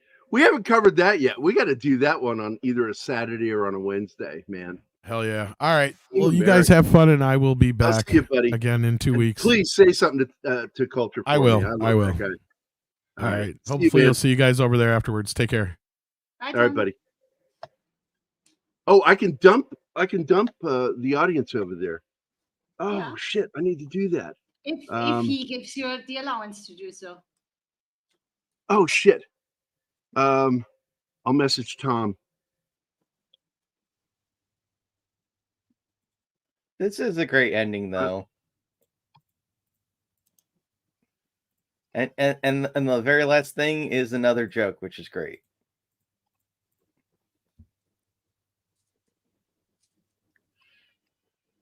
In fact, important thing with the sequel, I don't care about the Maitlands. What I want to know is what happened to the football team. They get a whole season. I just would love that scene of like Lydia trying to play football with them and no one can catch the ball. Yeah, War Monkey. There was an animated series. It didn't last long, and shouldn't have. A couple of years. I think the Highlander series. I really didn't even want to watch the Highlander series.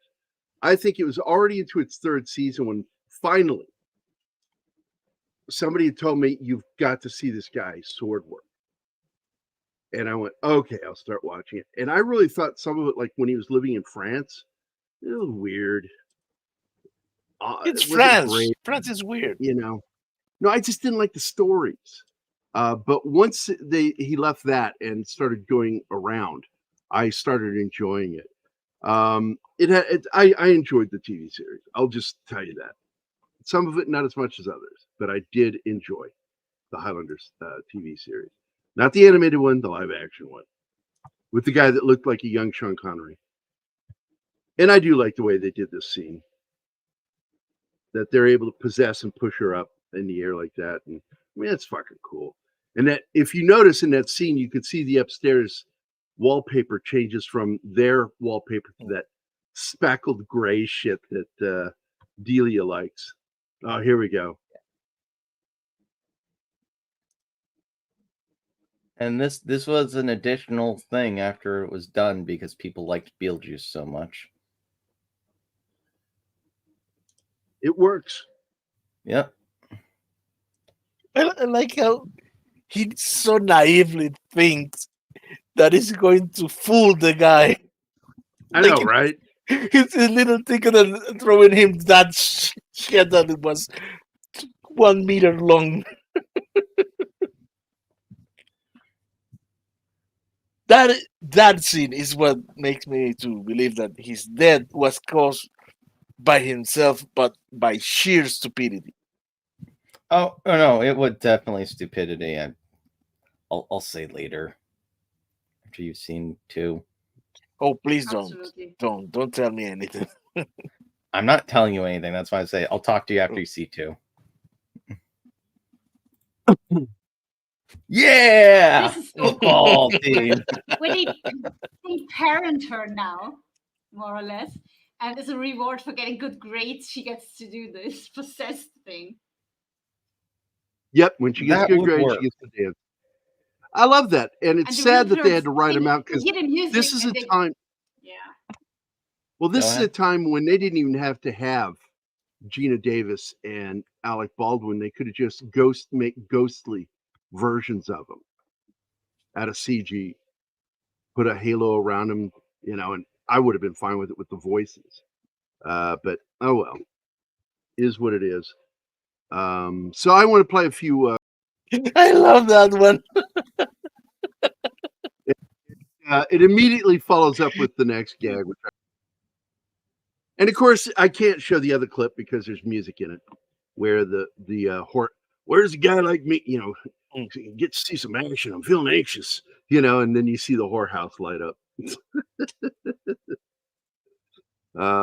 This movie is so good. I like this one. And apparently they do the gag again in the new films because it's in the trailer. And this is Anima's favorite right here. Dante's Inferno, the horror. I was saying that was your favorite scene, hon. Oh my God. I thought you went ahead and clipped the fucking spider at the beginning just to tease me. No. I wouldn't put that past you. I'm a dick. I'm not cruel. Yeah, but I forgot that scene. That the fucking spider climbs over the miniatures. And I was like, oh shit. And because I forgot. And you were like, oh, your favorite scene. That's look, right. Here's my response to you on this. Hey, man, where are you, German? Austrian, but that's right. Same difference. My favorite joke with her is when she says, I'm not German. And I said, oh, I'm sorry. What language do you speak? Then she just got quiet. I'm not getting quiet. It said, fuck you. Fuck you. I speak high German. There's the dick we know and love. Technically, if things hadn't happened the way they did in World War I, she would actually be Austro-Hungarian. That's right. And just so you know, nowadays there are 3 versions of German. You've got the Swiss German, Schweizerdeutsch, then you have Austrian German, and then you have German. So it's a thing. You also have Ethel Merman. What? Steve Martin joke. I'm just going to refer to those as Andre German and Anima German. They're Germans. They're Ethel Merman. No, it's the same with the Balkan people. You don't call them Yugoslavs anymore, and they don't speak Yugoslavian. They are Croats speaking Croatian, Serbs speaking Serbian, etc. It's the same fucking thing. It's one language with differences. I'm a jackass. I don't call them any of that. I just call, instead of saying Slavs, I say Slavs. You should try to live there. So I do want to point this out. I don't know if Andy is still here. Andy Morrow is being tormented by a giant house spider. It's basically, it looks like the recluse in America, but it's like 4 times its size. They're relatively harmless. If they bite you, the worst that's going to happen is you might get an infection or an allergic reaction. Their toxin doesn't really impact us. But I'm going to ask Anima not to watch this because I'm going to show you what's happening to this poor guy. Oh my God, this thing is ridiculous. All right. Here we go. Let me know when it's safe to look at the screen again. I'll tell you when. He'll lie. I'll tell you when. I will not lie. No, he doesn't lie about that. I would never do that to her. We do that all the time. You can't really tell how big this thing is in that photo, but that is like the star that you would put at the top of a Christmas tree. He was doing this to give it scale. I'm going the wrong way. Another good shot of it. Now you can tell this is a male because you see those little pads up there in the front. They look like boxing gloves. That's actually how the male spider fertilizes the female. Yeah, they have a double front penis. It's really weird. It's really freaky weird. And this is it on his bedpost tonight. He sent that to me. And then after this photo, I asked him, well, did you kill it? And he goes, no, it dropped. And I lost it. I said, how the fuck do you lose a spider that size? You can look now, hon. I'm not showing you anything. Where's he going to sleep tonight? That's what I'm wondering. And then he's like, he has had trouble going to sleep the previous night because of this fucking thing. And he says, now it's at my bed and it's driving me insane. And he says, when it fell, I heard a thump. What? He did. He's not lying. He says, I heard a distinct thump when it hit the ground. And I'm like, oh my God, you have to kill this thing. You know, and I've always said this, like, I had a recluse years ago, back when, I think right before we started doing Pop Culture Minefield, because it was in the room that Keith and I started shooting the show from. And I'm sitting there at my desk working, and then I don't know what made me look up. I just suddenly looked up, and right above me was a recluse. You can feel them, Gerry. You have a connection with recluse spiders.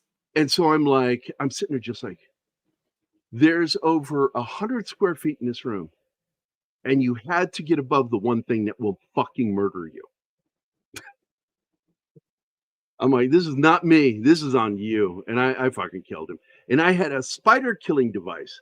It was one of those grabbers that I had taken duct tape and taped it closed, and then flipped the tape so the sticky side was out, so they would never get away from me. If I got any in contact with them, they were stuck to that sticky glue. And I killed so many spiders with that fucking thing. I hated that room. I put duct tape around the legs of my bed, sticky side out, just to keep them from climbing up onto my bed.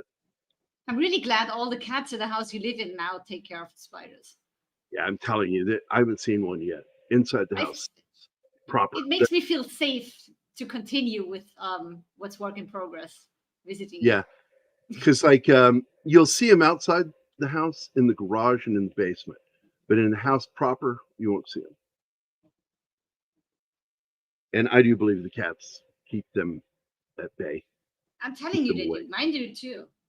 Mine hunt everything that makes it in here. And twice so far in this apartment, a grasshopper made it into the apartment. And I tried to save them both times. But the first time, I realized it's there because it flew past my ear and I dropped to the ground. When I turned around, I see Loki munching on something and one leg hanging out of his mouth. That's how fast it happened. And the other one, Amelia was chasing it for a couple minutes before she got to it. I didn't have a chance. Rocket Kitty is too fast. Yeah, and the only problem, War Monkey, with recluses are they aren't that kind of spider. They don't do webs. I saw an article yesterday talking about recluse webs in the grass, and I went, the recluses don't do that. Recluses aren't web spiders. They're ground hunters. They stay near wood piles. They love wood. Yeah, keep them in business. But I have arachnophobia. I mean, it was pretty bad. And I screamed like a little girl if I got caught off guard by a spider, and I had to get rid of that problem. I'm like, I can't go through the rest of my life as a man squealing like a small child every time a spider shows up. So I did what's called immersion therapy, something that would terrify Anima. She would never do this. No. I got a terrarium, and I would capture recluses and black widows and put them in the terrarium. Sometimes I would let them fight to the death because they are aggressive spiders. And Black Widow won. Fucking, that thing is a killer. But the thing that I would do to conquer my fear is I would have it sitting right next to me on my desk. And every day I would open the top and I would take a pencil and reach in with the pencil and touch the spider. And then close it. Every single day. Till eventually one day I reached in with my finger and I did that. And I did that several times. And once I did it and I didn't feel horrified by it or get the heebie-jeebies from it, I knew I'd pretty much conquered my phobia. I still have the fear. It's still there, primal. But I control it. It doesn't control me anymore. Yeah, I've seen that app. It didn't freak me out. It's funny, though. Some years ago, I saw in a documentary about phobias that they were trying to use virtual reality to make that therapy with arachnophobes. And I think immersion therapy works, people. It really does. And it really came about. The reason I decided to do it because my sister, one of the many reasons why I have problems with my sister, she mocked me over it one day mercilessly. And I got so fucking angry because we'd bought a restaurant, the family did. And it's actually, ironically, the same place where my uncle murdered a guy, my Uncle Jim. And we owned it. And we turned it into a we had 2 bars, but it was a huge restaurant, Mexican food, Mexican American. We did have a few American things in it, but my brother was, like me, big into cooking. And so it was fun. It was fun, but opening the place, we had to go in there and it had been closed for years. And I went into this one room and there's this one overhead light, about 44 watts. And there's these deep shelves, wooden shelves that are painted dark brown. And you can't see more than a few inches into the shelves. And I was not offered any other light. And I looked at that, and that was absolute horror for me. Gerry? But my sister got me so fucking angry, mocking me. I grabbed the fucking washcloth and I said, fuck you. And it just went and started just wiping in there out of anger. And I'm like, fuck it, I'd rather get bit at this point. And just to spite you, you bitch. And I did it. And that made, and I realized, oh my God, the anger, the rage in me over her merciless mocking made me stop and think, I can control this. I could learn to control this. It took years. It was like 15 years later that I did the immersion therapy. But it was that event that led me to believe I could do it. What have you to Oh, say fuck about you, this? I haven't. Fuck you. I have a story on that. Woke up one morning in our tent and a fucking camel spider sitting there sleeping, I think, resting on my buddy's bunk, on him. And I actually contemplated shooting it off of him. It's like, clearly I couldn't do that because I knew if I discharged my weapon or had ammo, I would have gotten in trouble. And I always have ammo, had ammo on me. And but that thought passed through my head. I'll shoot that fucking thing right off him. I'm a good shot. I could do this. And then the angel on my left shoulder goes, you can't fucking do that, dude. Think of all the bad things that will come from that. And I went, you're right. So I grabbed one of my combat boots and I fucking nailed it on him. Killed it. And I hit it, woke him up, and then I smacked it away. And he's like, what the fuck, dude? Oh, and I went, you'll thank me later. Absolutely, anger is, people act like anger is bad. Anger management, fuck those people. Anger is a healthy emotion. It's just when it becomes exaggerated, becomes rage, that it can become problematic. But anger is a healthy emotion. And I feel it all the time. And I feel it towards people I love. I'll get angry, quickly get angry. And it's not really angry at them, but angry at the situation. And I will say things, and I say them all the time. And the people I know, I just expect them to know that I'm going to get over this. I don't stay angry very long. I'm quick to get the fuck over it and get over myself. So, but anger is very healthy. And anger got me to recover momentarily from my arachnophobia. And how bad is my arachnophobia? When I was in the Army, I had the Black Widow situation happen. And then I went to see a little movie called Arachnophobia. I was by myself. I was in one of the malls there in Phoenix, and they had a little Cineplex in there. And I went in to see it. It was one of the real smaller theaters. And I was in a seat that was about 10 seats away from the screen. And I'm in my dress uniform.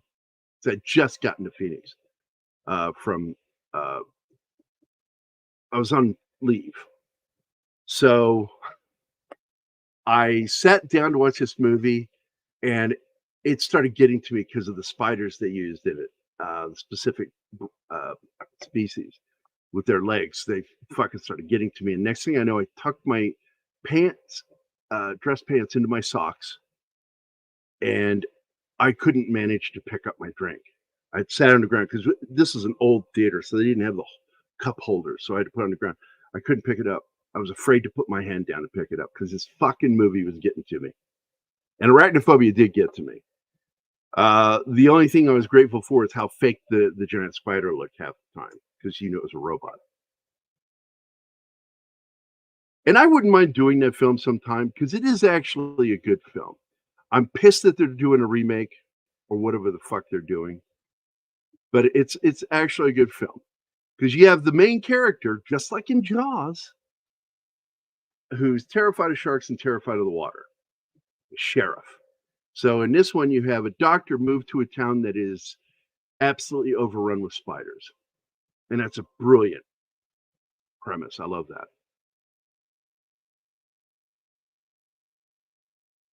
Any other comments, guys? Or are we done? Nope. I We think done? you put the fear of God in everybody with your anecdotes. Beetlejuice is awesome. That's all I'll say. Beetlejuice Yes, it an is. awesome movie. It's really one of the best films. I would put it in the top 10 films of the 80s. And it's one we won't cover on 80s Fright. It's so funny. By the way, Nadia was here. I don't know if she's still here. I meant to say something, but Chris and Tom kind of took over the show for a bit, and I couldn't really say anything. But Nadia dropped in. She's my co-host on 80s Fright. We do it once a month, the last Thursday of the month. For September, I think that's the 26th, isn't it? 26th? Yeah, the 26th. And we're going to be doing Evil Dead 2. And it's going to be fun. I love doing that show with those three. And this is something that I don't know if you guys have noticed, that I actually like hanging out with these people. And I forget sometimes that I'm doing a show. This happened on Toxic Tuesday, where Brian and I and Nick started getting into real heavy discussion, as well as Red Shirt. We started really getting into it, okay? And I forgot I was on a show. I just felt like I was hanging out with my bros, talking about shit with the movie, whatever, and that's kind of what happens to me when I'm doing these shows, is I kind of forget sometimes. That's right, I'm on a show. I need to pay attention to the chat. But I don't know, do you think that's good that I do that happens with me? That I just get so caught up in the conversation with my fellow panelists that it's just like we're having a Zoom call, just talking, and it's really entertaining. And it's how I end up breaking Nick half the time, is during those conversations, because almost inevitably it's something that Brian says, and it's funny the way Brian says it, but then I twist to something even more fucked up than what he said. And then I just watch Nick lose his shit. And that happened this last Tuesday, like 3 times during the show. I broke Nick. And that's why I like doing the show. I don't know what it is, man. But you guys that watch Toxic Tuesday, what do you guys think of the humor that we have on that show? Because I think we're funny as fuck. Because they make me laugh. Brian makes me chuckle all the damn time.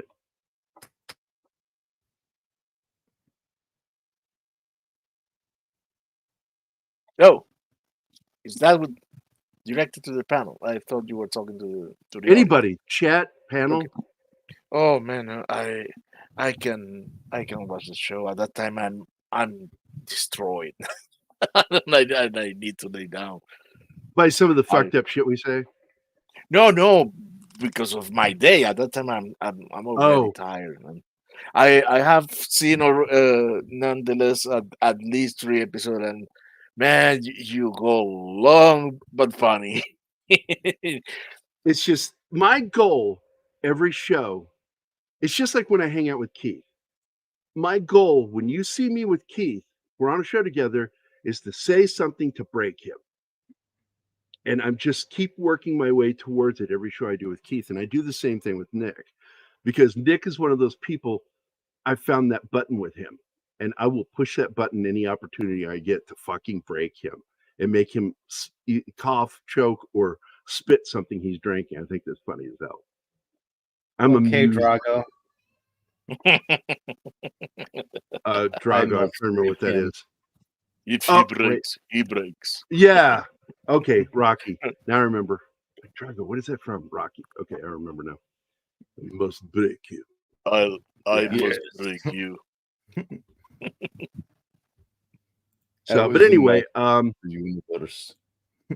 and I got to hang out with Loki and the guys last night, and that was fun too.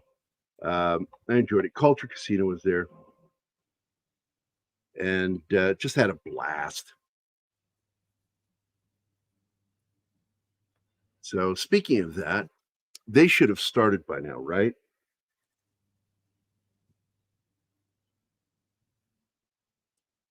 Tom said he's half an hour late, so they should have started like an hour ago. All right. Let me remember how to do this as I go.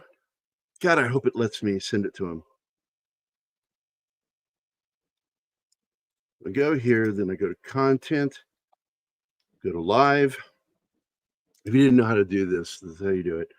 You go to content, then you click on live, the tab above, scroll down, and when you mouse over this show, you click the pencil, the live one, takes you to that edit page, and scroll down, or no, it's under customization, I think. Yeah, down below it says redirect. Click add. Then I start looking for, you know,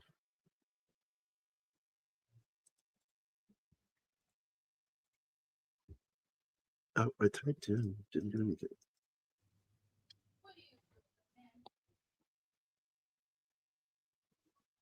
The casino is live. There it is. I've added it, and that's it. That's all I got to do, right? Yep. So I'll send you guys straight over to Culture Casino, and then I'm going to jump over there in the chat.